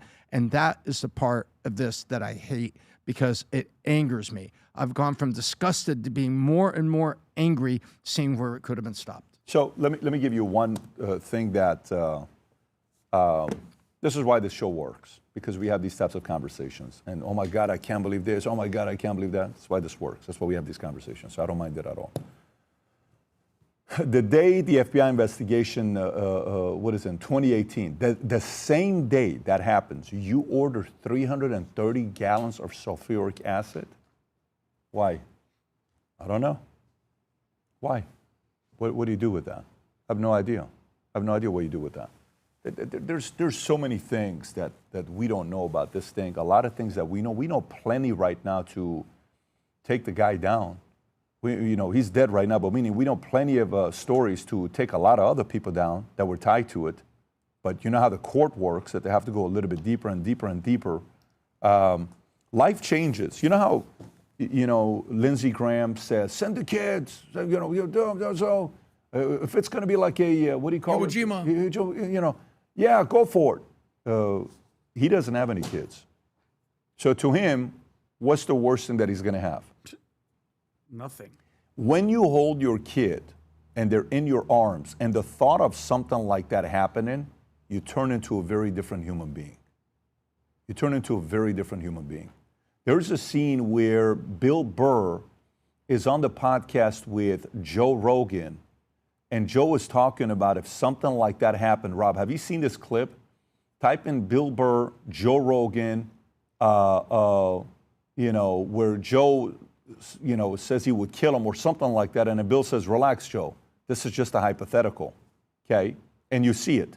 It is a very, very different story when you deal with families. It is a very different story when you're dealing with how, I don't know if you're going to find it here. You may want to look for it on YouTube or Instagram. But I understand the emotions. And by the way, I like that more and more stuff like this is happening. I like the fact that CNN did this. Good for CNN for having something like this. I'm glad these types of conversations are taking place. Vinny, did you want to say anything before I go to Nick Shirley's story last? No. It's just, when you find out that this guy was working for a couple of agencies to do this, to record everything, to hold, that means all of them were cool with this operation. All of them, for using it for leverage, and to deny, not just to think that they wouldn't want to kill these people to me, that's a stretch. To me, that is a stretch. I saw emails where they're saying, hey, we strangled these two girls. We're going to have to get rid of them on top of the Zorro Ranch. We have to strangle them. They're foreign girls. We have to kill them because during a sexual thing that we had, the sex got rough. Who was in there? And they put Madam M and Jeffrey Epstein. So, it's real. It's real. And we're never going to find out the truth, Adam, because half of the millions of documents they're not going to release. They're still redacting male names. And they keep saying it's the victims. Nobody wants to see the victim's name. I want to see who Jeffrey Epstein is emailing saying, hey, we need to get rid of these dead girls. What are we doing? Yeah. So, yeah. And by the way, I found the clip, Rob. If you want to play this clip. So this was a guy who walks up to a girl, young girl, gets angry, a bicyclist. And then just look at what happens to Joe Rogan's temperament, his body language. Just look at this face, Rob. Not Rob, Adam. I want you to look at this. So go ahead and play this clip. Go ahead. I was caught on video earlier attacking teenagers who were posting flyers. He just runs up to her, he's yelling at her. I mean, look, he's towering. Oh, my God. Look at her, though. Good for her. Yeah. See, I don't know if that's a woman or her friend, but that girl's got balls or ovaries. Yeah. I would be in the news with a big old fucking orange jumpsuit on if that was happening to my daughter. Oh, my God. It'd be a real problem. Yeah. Yeah, Joe, it didn't happen. It didn't happen to your daughter, right? I know. You just went to a dark fucking place there. I go there all the time, Bill. We all do. It's a real problem with me. I know. I do too. I go there all the time. And to me, I get it. There is a line that when you react like that, if you ever wonder why sometimes the audience gets furious with you, is, especially with this topic, that's a very sensitive topic, I hope one day you have a daughter. I think you will change. And I don't know why I think your first kid's going to be a daughter. But I hope you have a daughter. By the way, it is the greatest blessing, but you will never be the same ever again. Touche. No, when I'm telling you, and I hope you experience that, because it'll show you what man is capable of doing if you cross the line with a man's daughter. Mm-hmm. It's over. You know, like the idea of like prison, like I hear you. It's not like a thing. So that sensitivity, everything that happened to these girls, these are someone's daughter, someone's niece, someone's cousin, someone's sister. These are someone's relative that they went through this. And when you're 14, 15, 16 years old and you're very, what's the word, impressionable? Is that the word? Mm-hmm. And you're struggling financially, it is so easy to take advantage of in that moment. It is so easy to take advantage of in those moments. So, I mean, you have a nephew, but you don't have a niece. So, but I think if you go through this next phase, God willing, you'll experience it. There were some really horrible things that happened. And look, I'm just glad that the media, and I'm glad that CNN, Fox, CBS, whoever it is, that is still in the pursuit of finding out what's going on with this. An example needs to be made. And I don't think enough examples have been made yet. There needs to be examples made for people to be so afraid of what's possible, for them to say, I just don't want to touch this anymore. Anyways, I want to go to the last story, and then I want to wrap up. I want to give a shout out to Nick Shirley. Nick Shirley's out there doing his thing, and it's starting to get to the point that he doesn't feel safe. And this is not a guy that's a millionaire. This is not a guy that's, funded represented by a big media company where he has the ability to go anywhere and be safe. Rob, if you want to play this clip, go for it. Last night and the constant doxing attempts and threats from people who want to attack me, largely due to politicians and leftist hate-filled rhetoric as I expose billion-dollar fraud schemes stealing from taxpayers, I've decided it's time to raise money for security costs. What happened?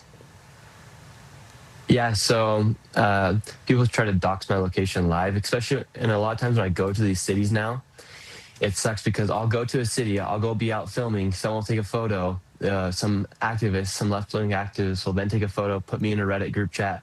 This happened to me in Baltimore. It just happened this last weekend in California. And they say, run Nick Shirley out. Or they'll say, if you see Nick Shirley, it's on site. And so this has happened in multiple cities. Had money for security after Minnesota. That money went down to pretty much nothing. So unfortunately, I had to raise funds again to be able to have security, to be able to go film these videos. To film one of these videos now, I used to be able to film these videos without security. Now it costs anywhere from, the last hospice video cost $15,000 to go film because I had to have security for 3 days to go film this video. So, folks, if you're watching this and you see a young man like this, he's how old? 23? Yep. I don't know if he's 24 yet. I think he's 23. Yeah, 23. Putting his life on the line and literally because, we know about a 31-year-old who would put his life on the line and go debate and talk to everybody, and he's no longer with us. We know the great Charlie Kirk. So, if you're somebody that, when you're a guy at that age, you need to constantly be encouraged. I know 45 of you or 50 of you have connected him already. If you haven't yet, that is one way of supporting him financially, as well as sending encouraging messages to him. Rob, can you pull up Nick Shirley's Connect? He actually responds. Can you imagine all the stuff that he's doing? He's still responding to people on Connect. So if you have it in your heart to send a message and support what this man is doing and help him out with security, I'd love to see 100 of you connect him directly and just give him an encouraging message. I'd love to see 100 people send a message to him and just say, Nick, keep at it. Your work is necessary. You'll get a message back from him, but it'll also help him out as he's going through this next phase. Adam, go for it. Yeah, well, let me just give a message to Nick Shirley, and I've told him this privately, and I won't reveal too much, but I'm going to say something publicly, because he's become like a little buddy, little brother. Like he's a young guy, and I've become relatively close with the guy. We communicate. Nick, the game has changed, buddy. You can't just go out and do what you've typically done. Why? Because you've done such an incredible job. You have people basically saying, no, forget about Batman, send Nick Shirley, and exposing the fraud. We had a conversation, Nick, about this, about whether he should hire editors or not. I said, you can't shoot and film and edit and operate. You're going to have to outsource. Well, I'm not so sure. You're going to need security. You're also probably going to need other reporters that report to you and sort of become an owner operator in the business. Because, Nick, you have one major job. Your number one job, Nick, right now? Stay alive. Because if, God forbid, something happens to you, the whole thing crumbles. So you need to take a long, hard look in the mirror, Nick, and we can talk about this privately. Tom. Staying alive is the most important. Be fearless, and but be smart. And I think you're doing absolutely the right thing. You're helping expose a lot, and the security is very, very prudent. And I call on people. I've reached out to him on Connect. I'm calling on people. Do exactly as Pat says. It's on screen right now. There's the QR code. Get on the Connect. Support him.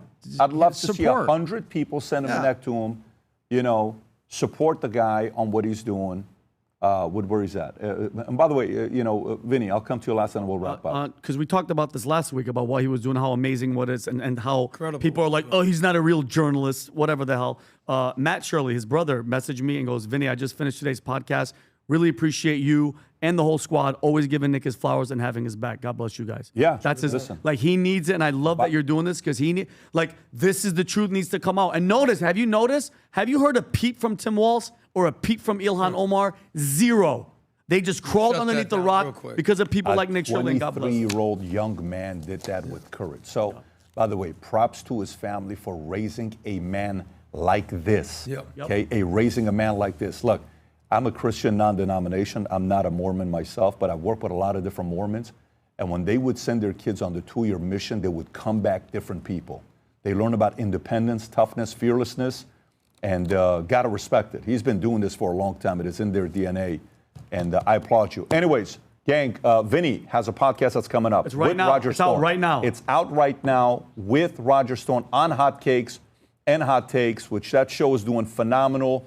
Go support Vinny. Go watch the podcast. It's going to be live. So much. We will do this again on Wednesday. Rob, do we have anything tomorrow? It's just Wednesday next. Just Wednesday. Okay, sounds good. Take care, everybody. God bless. Bye-bye, bye-bye.